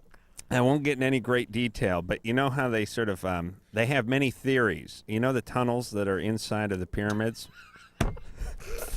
The Egyptians, they didn't have flashlights. There's many theories about how they got the light into the center of the pyramid for them to work on these tunnels. And one of the theories is a series of mirrors that they reflected the light to, so it finally got down to the inner caverns of the pyramid. I used that same system to find the carbuncle on my ass. It was not easy. I had a flashlight and a series of mirrors. I was able to finally locate it. Once you had? And once I had, I went to work, and I was back on my feet in no time. Matter of fact, I realized I was back teaching class. I felt good. What? Yeah, I'm a big fan of working on myself. Lee? Hi. I had a question. Busy? You getting hot?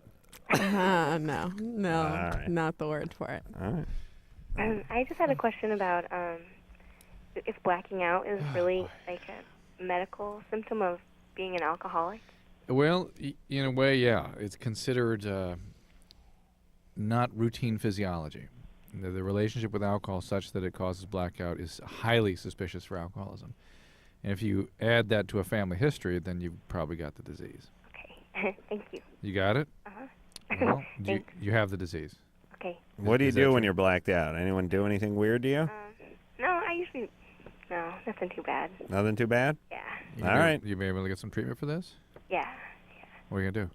I'm actually in a recovery program right now, and I'm just sort of still struggling with Whether or not you're an alcoholic. yeah.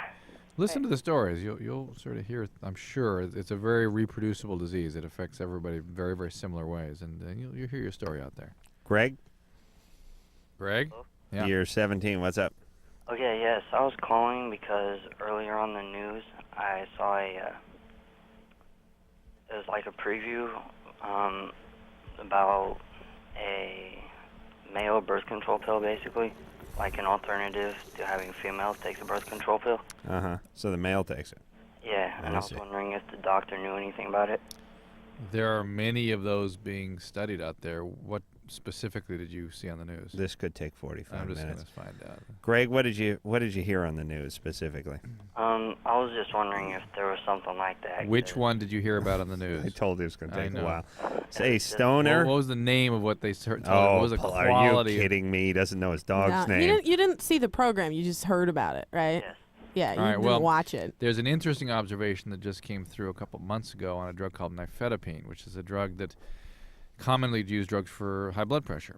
And one of the fertility clinics realized that they kept evaluating these couples, and when they asked if there were any medications, that's the drug that kept coming up. And they studied what happened to the sperm under the influence of nifedipine, and they were rendered useless, basically. They were retarded, right? They don't move right. Their movement was retarded. They Right. didn't actually become retarded. Oh. And indeed, that may be the next male contraceptive. I was just picturing Retarded sperm. Retarded sperm is what I was when I first heard about that. See, people don't know that you can advance something and you can retard something like timing on your car and right. stuff, but it doesn't mean Slow it. Doesn't mean your distributor cap has been institutionalized. Right. It's a slowing down. But Alicia, we will speak to now, who's 27, just because it's a sex problem. Okay. Alicia? Hello. Hey, what's up? Well, I have like a bizarre question, okay? I've had like different lovers, and a couple of every time we start having sex, like sometimes they'll just slip out. And God, that makes it sound like I'm a big cavern, but I swear to God I'm not, you know? Yeah. And we can try different positions, and sometimes it just seems to happen. Yeah. And like a couple of months ago, like my ex, he had like this retarded finger. It was all deformed. And I think he like cut it with his fingernail, and I'm wondering, can that really happen? Can it not? Am I smoking crack? What's the deal? What? He had a retarded finger. He cut with his fingernail, and you want to know if it can really happen? Yeah. He cut. Wait, I get it. He cut your vagina with his fingernail, and you think it made it bigger. Yeah, I'm thinking, can that really happen? Because, I mean, I'm not a big woman, and it's not bad, but, I mean, damn, I'm just sitting there thinking, is this, like, normal? It's true. Yes. Yes, it's normal. No, he used that stiletto finger of his and gave you a episiotomy, essentially. Right? I don't know what the deal is, but, you know, like I said, I was... Elise, you think your boyfriend with the hangnail enlarged your vagina? Where did you go to I don't know school? what it is. Do you have a college degree from somewhere? No, are you I'm kidding going to send me? your team out to that school if indeed she does. You didn't go to college, did you? No, I did, but I went. You did? I don't want to go. See, this is like just a stupid concern, but like I said, but now that I have a different partner and the same thing happened, and I was like, you know what? Is there something wrong with me? Okay, listen. Never mind. Yeah. Go ahead. No, go ahead. No. Come on. And when she first said same thing, I thought same thing with the fingernail. And No, with the slipping out Yeah, problem. no, slipping out. All right. Here's my hypothesis here. Maybe how's the penis length with these guys? I'd say they're all pretty average. I mean, the last guy I was with, he was pretty big. I was like, I could feel it in my belly. It's you can feel it in your belly. I'll give you $100 if you said that with me. Any woman listening. Listen, here's the problem sometimes. This happens to me. My ass thinks I got 9 inches, but I don't got that much. So your ass pulls out like you got 9. Then the 4.5 falls out at that point.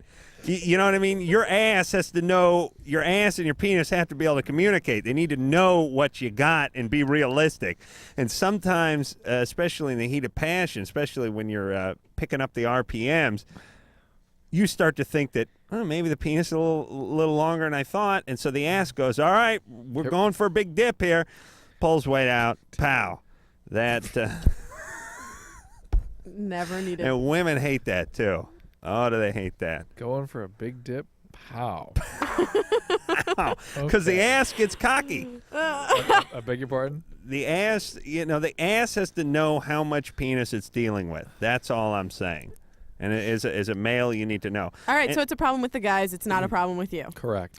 And she could be very moist, and that could or they could be help. using like some sort of lubrication, Or maybe. little too sort of enthusiastic, not paying attention. Yeah, that's also why my penis is graduated. Like, on the plumb line front of a ship. Yes. It'll be marked off. So you Right. see, so I'll actually look down on my penis and I'll have it color coded. It's like a light blue, then it gets darker, and when it gets that real navy blue, it means I don't have much room left, and it's time to go the other way. You understand? Mm-hmm. I recommend this to all my listeners. It's important to know where you stand. And then if you put the metric system down there. Right, it looks that much bigger. Yeah, Yeah. let's go to break. Yeah. Let's go to break. Metrically, I'm like almost 500 millimeters. Whoa. Yes. Shocking. Yeah. 500 millimeters plus. Wow. Maybe I'm going to do the math and figure out how many millimeters my penis is during the break. Because Lord knows, here comes the metric system, everybody. There's going to be 2 types of people in this world. There's going to be people who know the metric system and people who are unemployed. That's a speech I got when I was in 5th grade. I'm going to sue my grade school now for that. All right.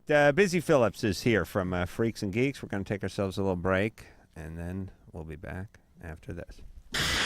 Once again with it. LoveLine with Adam Carolla and Dr. Drew. We'll be right back before you know it.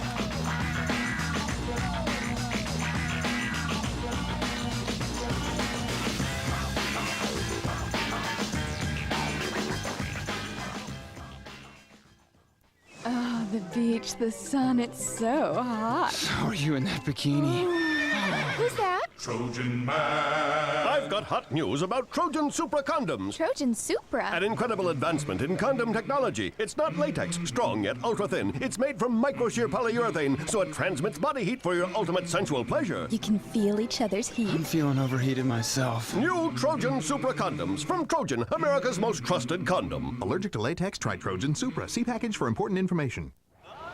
You can't feel your face. You're blasting through this long, icy tunnel. Wind screaming, clouds swirling. You stare down into a giant white crater and you take another chew on your icebreaker's gum. You feel a wall of wind smack you in the face. A gush of icy air fills your mouth and steals your breath away. You plunge headfirst into a total icebreaker's exhilaration. And then, the light turns green. You go. Icebreaker's intense, mouth-freshening gum in cool mint, hot cinnamon, and wintergreen. Hi, I'm Serenity, and these are my friends, Missy and Stephanie. You know, a lot of things happen to us every day that we have no control over. But HIV and other sexually transmitted diseases aren't things that just happen to you. You do have a choice. You can choose to use a condom, have safe sex, and take control of your life. Asking for a condom isn't stupid. It's smart. It shows that you care about yourself and your partner. You can do something about sexually transmitted diseases. Use a condom. Every partner, every time. We do. A message brought to you by Wicked Pictures and AIDS Project Los Angeles. Oh, come on, have a drink. No thanks. Just one little drink. I don't want to. Chicken, everyone else is. I said no. What a nerd. One little drink won't kill you. You've heard it all before. Be cool. Join the crowd. Have a drink even though you're not 21. Let's go. She's no fun. Make the right choice. Don't give in. Underage drinking is dumb and dangerous. Look out! A public service message from the National Association of Broadcasters and this station. Somewhere in our community is a mother whose drug abuse once left her unable to care for her kids. There's a father, too, whose alcohol use drove his wife and children away. There's a boyfriend whose drug use frightened his girlfriend into giving him an ultimatum: get help or I'm gone. Help is available. It's in the form of treatment programs for drug abuse and alcohol problems, and the good news is that these programs are making a big difference in people's lives. With proper treatment, mothers and fathers, sweethearts and coworkers, friends and neighbors are overcoming drug and alcohol problems and reclaiming their lives. Isn't it great that treatment works? To find out about drug and alcohol treatment programs that can help, call 1-800-662-HELP.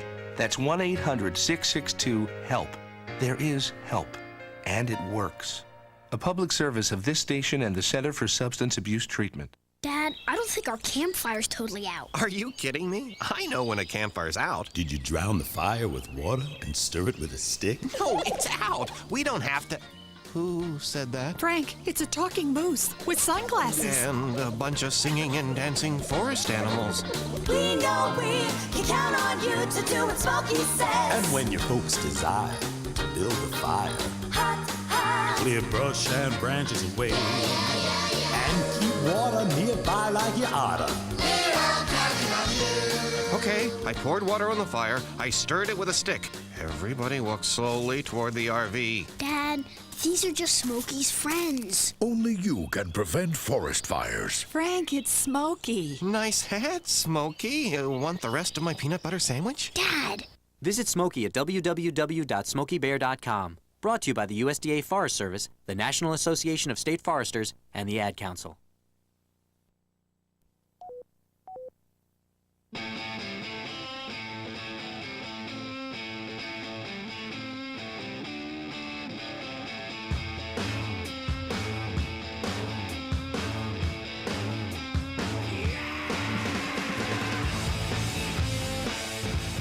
Yep, it is the LoveLine. I'm Adam Carolla. It is Dr. Drew. Busy Phillips is here tonight from Freaks and Geeks, Monday nights, 8 o'clock, NBC.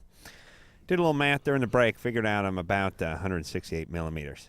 Huge. Yeah, it sounds solid. It's my new answer now.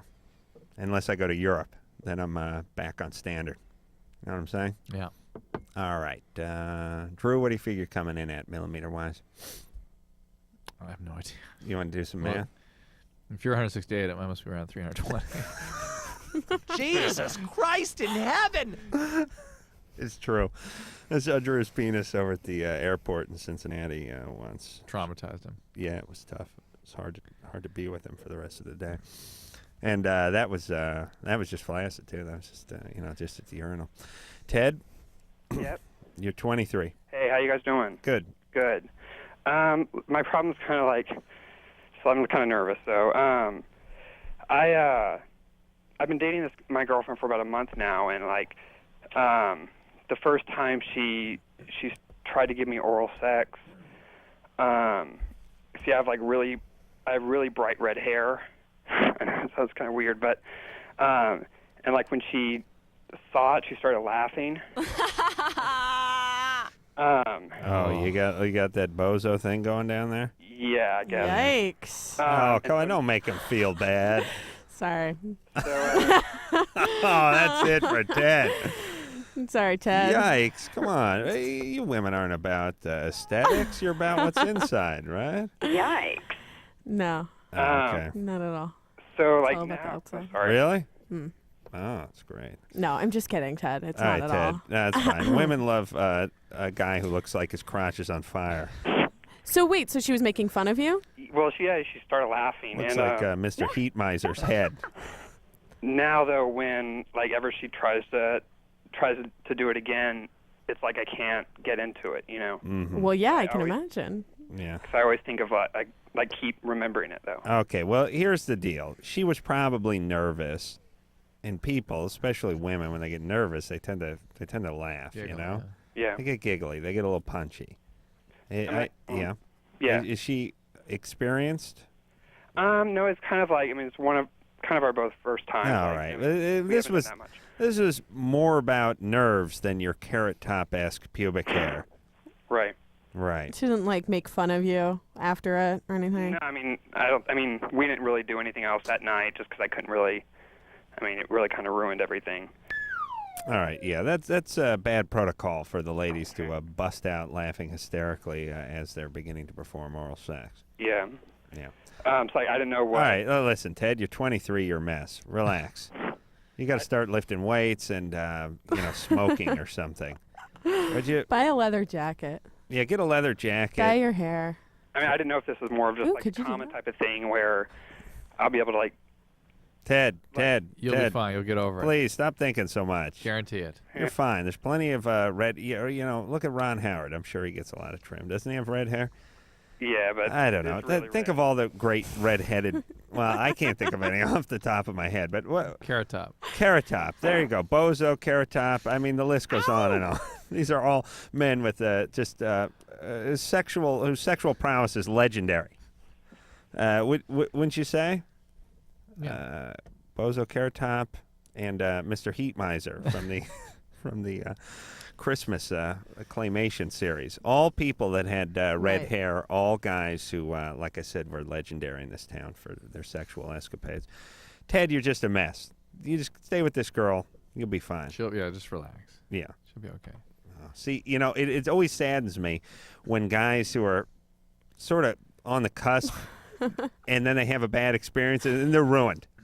You know what I mean? Like push him over the edge. Ted's the kind of guy whose self-esteem and confidence really wasn't what it could have been. And then Busy laughs or took us off at him, and her girlfriend's laughing up a storm, and that's it. That's 10 years of therapy right there, Busy. That's all right. Oh, yeah. That's all right. Oh, yeah. You enjoy your big TV show while the little Teds of the world just drown themselves in their tears. Ted's fine, I'm sure. Laura?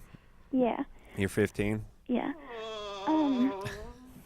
What's up? I'm still in love with one of my ex-boyfriends, and he's now, like, with one of my friends.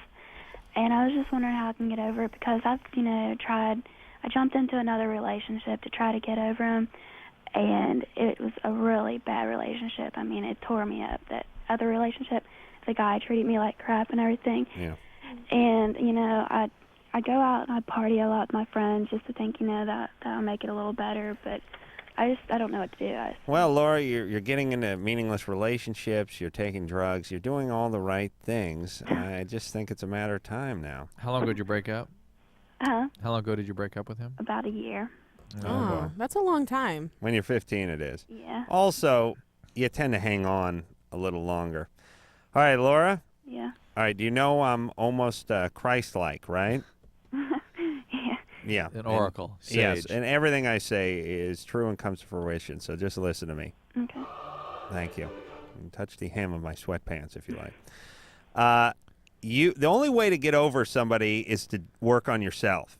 You see, people spend a lot of time working on the other person, and that doesn't do it because they're not so interested in you, and they're with somebody else, and then you start working on them, and they get less interested in you, and it freaks them out, and you spend every ounce of your spare time and energy directed at a ship that ain't never going to sail.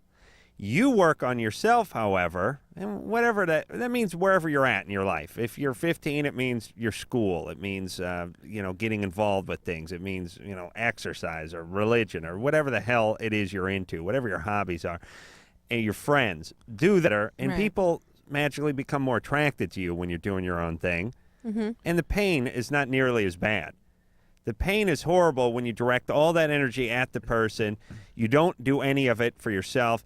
Your grades suffer, your work suffers, whatever your life is suffers, and you still don't have the person. Right. And now you're broken and empty, and nobody else wants you either. Right. Right. All right. That's why you work on yourself. or you do what I do, which is just drink and feverishly masturbate. This is the. Those are my two answers. This is Adam's. I wish somebody had told me when I was. Oh, Jesus 29. Christ! Remind me to kick my dad in the nuts next time I see him, if I can find him. His nuts? Yes. Yeah. Wussy. All right, Mary. You're 15. Yeah. My question was, can birth control be used as the morning after pill? That's basically that is what the morning after pill is. Oh, it is? Which birth control pill are you talking about? I'm not really sure. Are you trying to use somebody else's medication or something? Excuse me? What is it you're up to? Are you on birth control? No. Do you have any birth control pills? No. I was just wondering because I recently had sexual intercourse, and there might be a chance that I might be pregnant. How long ago did you have sex? This was yesterday. All right, so go get the morning after pill. Uh-huh. Yeah, go get it, like right now. Oh, okay. There's a phone number you can call. It's 1-888-NOT-2-LATE. 1-888-NOT-2-LATE. Okay. And I understand what you're up to. Why did you ask that question about the birth control pill? Because I wasn't really sure. I think I heard Adam say it like a while back. Do you have somebody that you know that has the pill? Were you going to take it from like one of your friends or your mom or something? Oh, no. No? Don't do that. Don't do that. Don't do that. All right. Well, we just trying to figure out what your motivation was, because let's just say I said yes, it's the exact same pill. Now, then what would you do? I don't know. I would really ask somebody first to be sure. Okay. Hey, Mary? Uh-huh. Listen, don't have any kids for like 10 years. Oh, I know. Okay. Uh-huh. And then once you do have kids, Uh-huh. don't talk to them.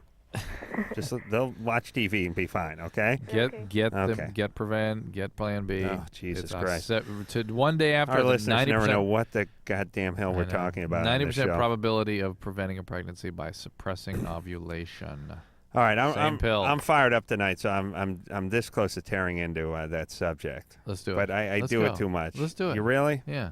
Okay, but we haven't done it in a while. All right, we're gonna give it 60 seconds. All right. Okay, wait. Let me wait till it gets to the 6, because I can't. Oh, now it's too gone. late. It's got to come around again. Let's just kill time. I'll sing the dreidel song. No, I had a little dreidel. Why people confuse emergency contraception with the abortion pill, RU486, is more than I can understand. It is not an abortion pill. It is not RU486 we were talking about. We are not talking about an abortion pill.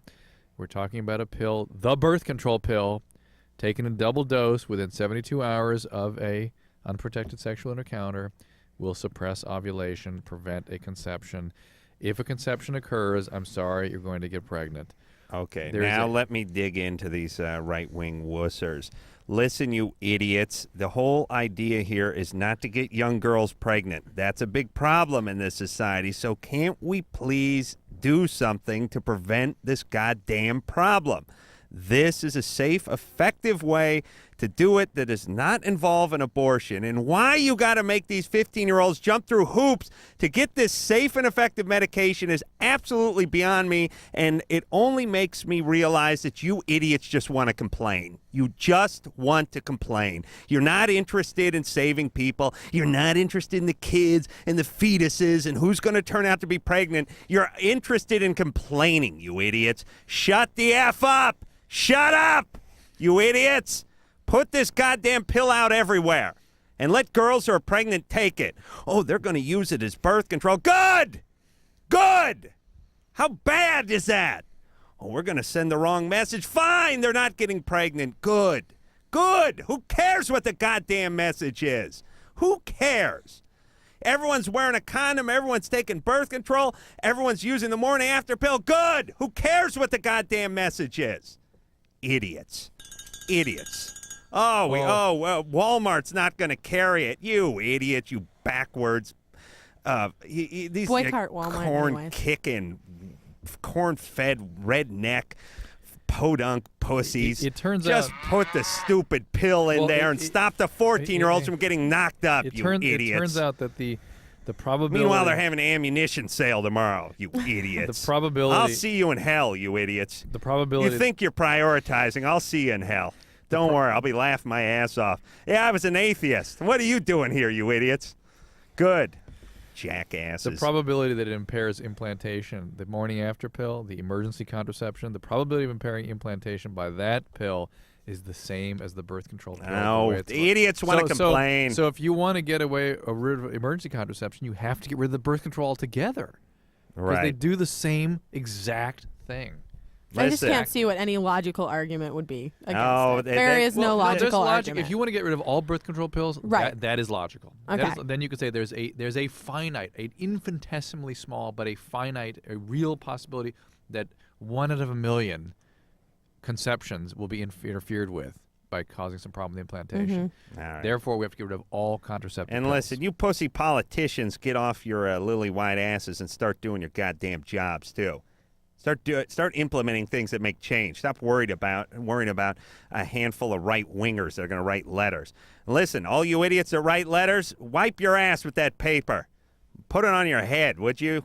Some kind of a retarded captain's hat. You don't respond to people who write letters. Drew, how many letters have we gotten on this show? Who have we gotten letters from? Gotten letters from the Church of Scientology, right? Yeah. What'd I tell them to do? Kiss my hairy ass, you druid freaks. And if we ever got another letter from those idiots? No. And what did everyone say? Oh, don't mess with the Church of Scientology. They'll send you a bunch of letters. Don't say anything bad about them. That was 2 years ago. I haven't heard from you pussies since. Why don't you write me another letter or wipe my ass with it? And there's the guy. You idiots. The guy that criticized you as a Neanderthal on the Man Show. Good. Yeah. That old fairy. Yeah, he's right on. Another 27 episodes, you prick. We're working on it right now. Write letters. Write me a letter, you wussies. I wipe my ass with those letters. And you know what? You don't get any letters when you wipe your ass with it. We get letters from GLAAD. I wipe my ass with that. All those gay and lesbian organizations, write those letters. I wipe my ass with those. That's right. You don't send letters to people who wipe their ass with it. It's not rewarding. No, you got to respond. Oh, we got to run them off a letter. We'll explain to them what happened. Shut up. Here's what I'll explain. You're idiots. I wipe my ass with all of you. Jack-offs. Please. And you know what? And we don't get letters. We don't get letters. And that's the way you got to treat these idiots who write their letters. Religious freaks. All right, I got to go to the bathroom. Okay, good. Wipe your ass. Let's have some more fun. Okay, let's do it. Call LoveLine 1-800-LOVE-191. LoveLine will be right back. Well, here's how it's sampled.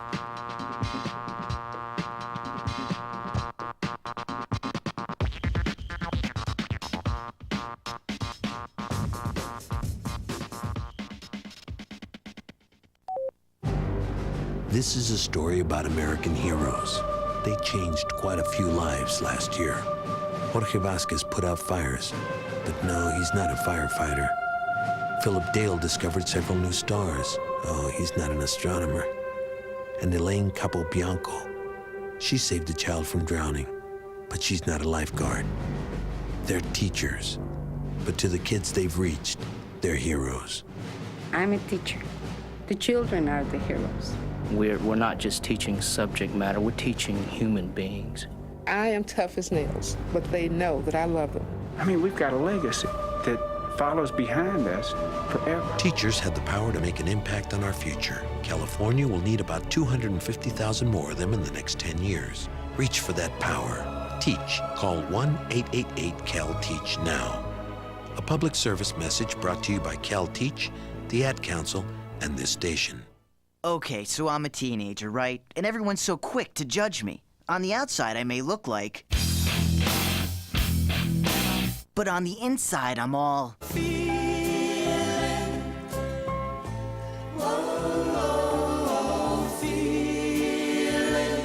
Just because I look like...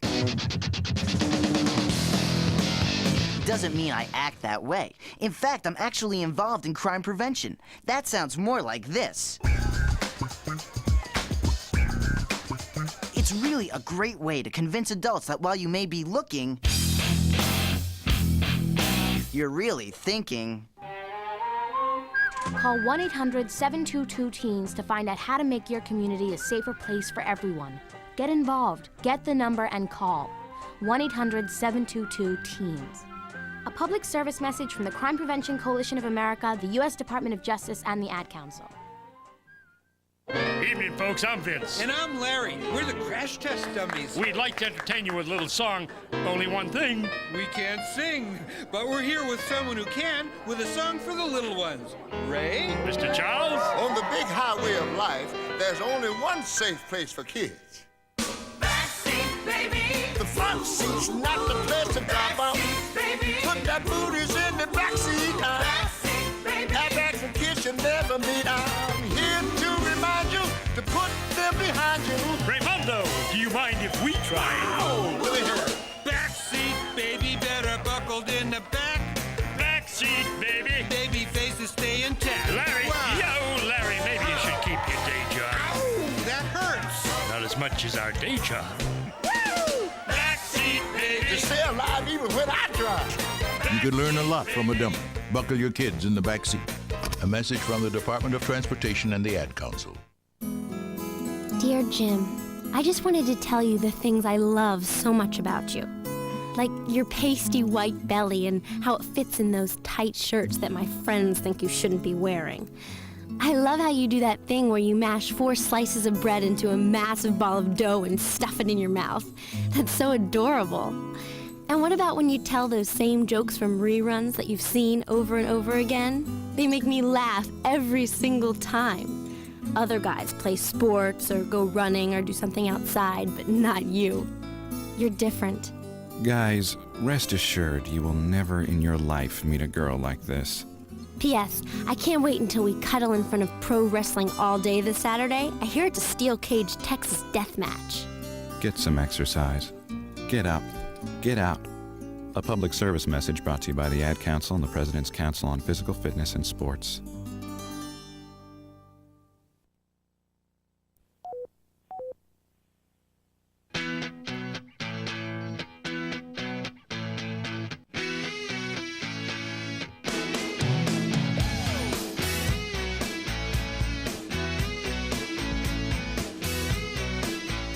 Hey, Adam, I think your rant got busy. I think your rant finally got through to busy. Yeah, you're starting to warm up to me, busy? Yes. All right. Yes, I really enjoyed the rant. Thank you. Something I feel passionate about as well. So. I knew you'd be back. Yikes. You know, there's a significant age difference. I'm 35 years old, but, you know, I feel young, you know. I'm in fine shape. Mm-hmm. You know, emotionally, I'm probably 15, 16, right. So it like makes up for it, you know, numerically. I think we have a future. I really do. You like flying model airplanes, napping, and masturbating? No, can't say that I do. Yeah, me neither. She doesn't like the airplanes. Me neither. I don't like the airplanes. We already discussed this earlier. Little model ones, you know, it's very I'm, exciting. not even a fan of those. Mm. Still see a possibility for crash. Mm-hmm. Oh, yes. Yes, there is. Melanie? Yeah. You're 26? Yeah. What's up? Well, I kind of have like this problem. Mm-hmm. It's like the acceptance problem, you know. It's like everywhere I go, it's like I wonder, did this person like me or did that person like me, or, you know, but I just want to learn how not to give, you know what I'm saying? Just don't give. I try that. And it don't, it's like, it don't, you know, it works for a little while and then it's Well, I just assume they don't like you, and then everything else is gravy. There's whatever. a certain personality makeup that really needs constant validation from the world, particular people in the world, in order to sort of be okay, to feel peace together. And when you lose that, when you're not sort of being perfect for everybody or being liked by everybody, it really cuts you adrift. You're really left with a feeling of emptiness and shame and all sorts of negative feelings. And it comes from not really being given what you need when you're growing up. We're not talking about abuse, but just not given sort of the necessary nourishment to be independent, to be a self-sufficient, whole, autonomous person. Okay. And you didn't get that for whatever reason, and you need to find that. And the best way to that is to have more. Start a band. Hey, I've thought about that.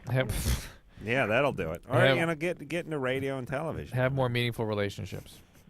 With friends and people close to you, and sustain relationships that are I have meaningful. this problem about getting close to people. Yeah, of course. Well, why don't you try getting close to some friends, and then you can work on the relationship. Yeah, don't worry part. about the romantic relationships now, but just being close to people generally. That's right. Matt? Adam? Yes? Yeah, this is Matt. All right, Matt. Yeah, I'm 15.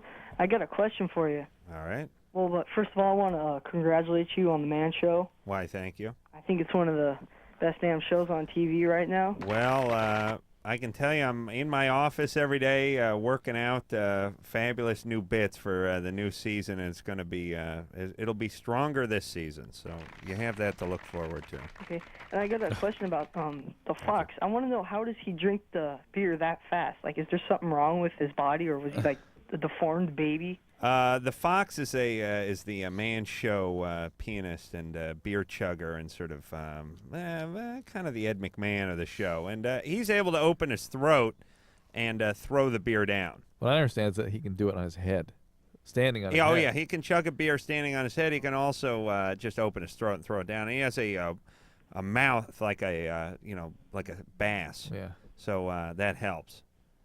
Yeah, Matt, don't try that. You'll injure yourself. I understand why he's still Well, I alive. tried a root beer once, and I threw it up all over the place. And That's like, nice. Yeah. Hey, Matt? Yeah. Trust me, stick with the beer bong. Okay. It's much trust, safer. Trust me, too. Don't try anything you see on the Man Show. Okay, and my main Thank you, question Drew. is, all right, me and my friends were looking at this Playboy, right? And we saw this ad. It says, like, amazing scent attracts women, and we really want to know if that stuff works. That's right. It smells like money. Yeah, it's like 120. It smells like it smells like the mint. No, Matt. No. No. No, I mean okay, Matt. Matt, But put that I lost down. Matt in my humor. Go buy some Polo Sport, Matt. Yeah. Is that? What, I what always do liked women that like? on my boyfriends, or what else? I liked Polo Sport. Calvin Klein, something, I don't know. Really? Dracar Noir or whatever Oh, that is. yeah, Dracar Noir. Yeah. you know this stuff. Why do Well, you say that? Yeah, I don't know, but I know what you're talking about.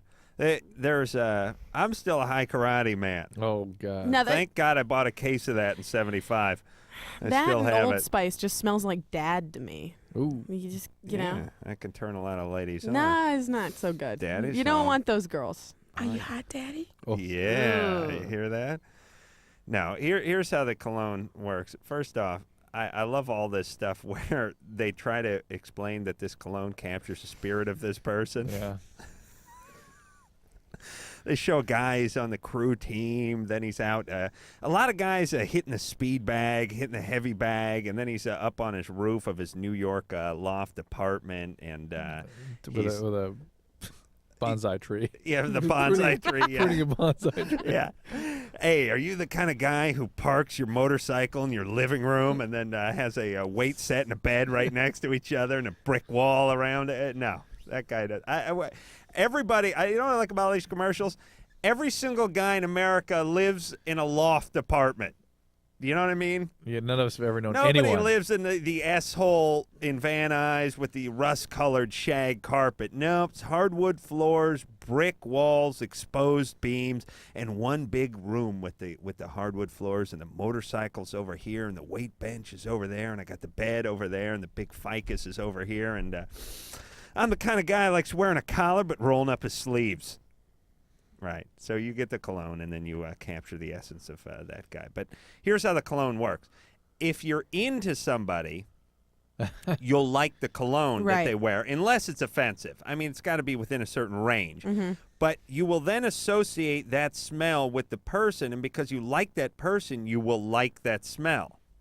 Yeah, okay. So it's not so... But I just know, I mean, there are guys that I know that I'm friends with that I don't like necessarily. You know, just people I work with, people I know, and I always think, God, they smell really good. They're putting cologne on for work? I guess. You got to look at those guys. Adam, they shower for work. What, Yeah, what they was that shower. word? Shower. For what? For work. They shower. Yeah, I don't know what that means. Other than bath day. Yeah. I'd like to come out with some cologne that smell like mesquite. That a guy could get into. You ladies, you smell like daffodils, but you really should smell like barbecue sauce. Actually, I smell like a pipe. I'm not wearing it. That's what but I'd like. It's in my purse. I'll get it for you. Go You can get some smell- of that. You can smell it. It's this raspberry and vanilla oil, and every time I wear it, people turn around. Who's smoking a pipe? Who's been smoking a pipe? It's me. It's my cologne or my perfume or whatever. Jamie? Yeah? I'm proud to say I've never bought a bottle of cologne in my entire life. But Or bar soap. Whoa, that chick. although no, I did get a bar soap from Christmas from my neighbor. Jamie, and I go, yeah. Oh. Hey, a caller goes by the name Jamie? Yeah. Okay, ask your question, please. I've been on my period for like over a month. Mm-hmm. And I know it's not normal, but I don't know like why, because I haven't been on birth control for like a long time. You want any medication? No, none at all. And any chance you're pregnant? Well, why would I be on my period if I was pregnant? Well, it may not be your It period. may not be your goofball. period. It may be a ectopic pregnancy or first trimester bleeding. It can be a lot of things. You need to see a doctor about it. Thyroid disease can do this. A lot of ovarian cysts, various things can cause this. Okay. Go to the doctor. Yeah. There you go. We'll be back. We about to get funky, yo. Hit it. This is LoveLine. 1-800-LOVE-191. Oh, we'll be right back.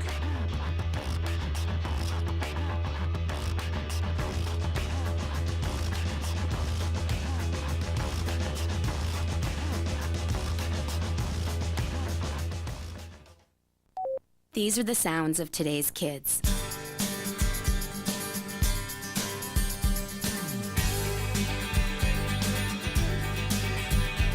And these are the voices of today's kids. Don't underestimate me. I can work harder in school. Give me a problem that's hard to solve. Give me tougher work. Give me tougher books. When I solve a tough problem, I'm on top of the world.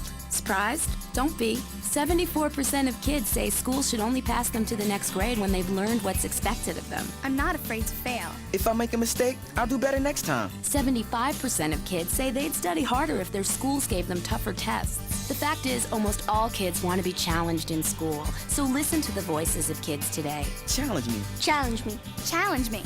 Do your part. Support higher academic achievement in your state and challenge our schools to challenge our kids. For a free booklet, call 1-800-38-BE-SMART. A message from the Ad Council and the Education Excellence Partnership. Taking all that work home? No, this is my own stuff. I've got a date with a financial planner. You're only 25. Why are you planning for retirement already? Hey, I want to be able to choose when I retire and know that I'll be financially secure when I do. I've heard lots of people call themselves financial planners, but aren't they really trying to get you to invest in their favorite fund? Like they're selling size 20 shoes so everyone gets a hello Bigfoot. Half this stuff is my bank statements, company insurance policies, tax returns. The planner's going to know a lot about me before recommending anything. The rest is background information I've collected on her and 2 other planners. If she passes tonight's round, she gets my papers. Securing your financial future is important. You have a right to expect financial advice that's competent, ethical, and based on your needs.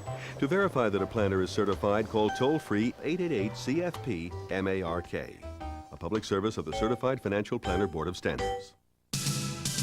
Hey, driving fans! It may have happened to you. You may have heard the roar of the rumble strips, the blast of car and truck horns, and the heart-pounding fear of a near miss. Avoid all the dangerous crash action that comes with falling asleep at the wheel. Experience the amazing power nap. You've never seen power like this before. The Power Nap. Find out what the professional drivers have been doing for years. The Power Nap gives you the energy you need for the road ahead, and it's free. Whether you're driving to the shore with your family, to another city to meet a client, to school across the state, or anywhere there's action. The Power Nap is your ticket to revitalization. Experience the Power Nap at a rest stop near you. Just pull in, find a safe, well-lighted spot to park, turn off the key, and close your eyes. In just 20 to 30 minutes, you'll have the energy you need to drive safely for miles. So don't push it, park it, and feel the power of the Power Nap. A wake-up call to all drivers from the U.S. Department of Transportation and the American Trucking Association. It's nearly 6 a.m. and we're at a rest stop talking to travelers. Excuse me? Yes. Have you ever heard of circadian rhythms? It's like a Latin band, right? Not quite. Do you know what circadian rhythms are? It's when the stars all align and their energy creates... No. How about you, sir? Huh? Circadian rhythms. Exactly. Circadian rhythms tell your body when it should be sleeping as well as when it should be awake. Huh? Circadian rhythms are part of our body's internal controls, a kind of built-in clock that tells us when to wake up and when to go to sleep each day. Imagine the danger that comes when we try to drive when our body thinks we should be sleeping, especially at night, early morning, and for many people, mid-afternoon. You really should try to avoid driving during your body's downtimes. If you have to drive when you'd normally be sleeping and you find yourself getting drowsy, stop for a refreshing 20 to 30-minute nap. Now what would you say when I say circadian rhythms? I'd say, don't push it, Park it. Right. A wake-up call from the U.S. Department of Transportation and the American Trucking Associations. Oh, come on, have a drink. No thanks. Just one little drink. I don't want to. Chicken, everyone else is. I said no. What a nerd. One little drink won't kill you. You've heard it all before. Be cool, join the crowd, have a drink even though you're not 21. Let's go, she's no fun. Make the right choice. Don't give in. Underage drinking is dumb and dangerous. Look out! A public service message from the National Association of Broadcasters and this station. David. Yes. Joe Namath, man. The Joe Namath? That's right. Now, I've heard you're a good fan. I try to be. When you go to the games, you wear jerseys? Or... Of course. It would be rude not to go with the jersey on. Whose jersey do you go in? I you have a number 12. I had a number 12. Did you see that, man? You know that the number 12 is registered to me. I will absolutely buy a number 12. No, man. NFL Shop on NFL.com is the place for all your authentic NFL apparel, including customized champion jerseys. Personalize your own NFL jersey at NFL Shop on NFL.com.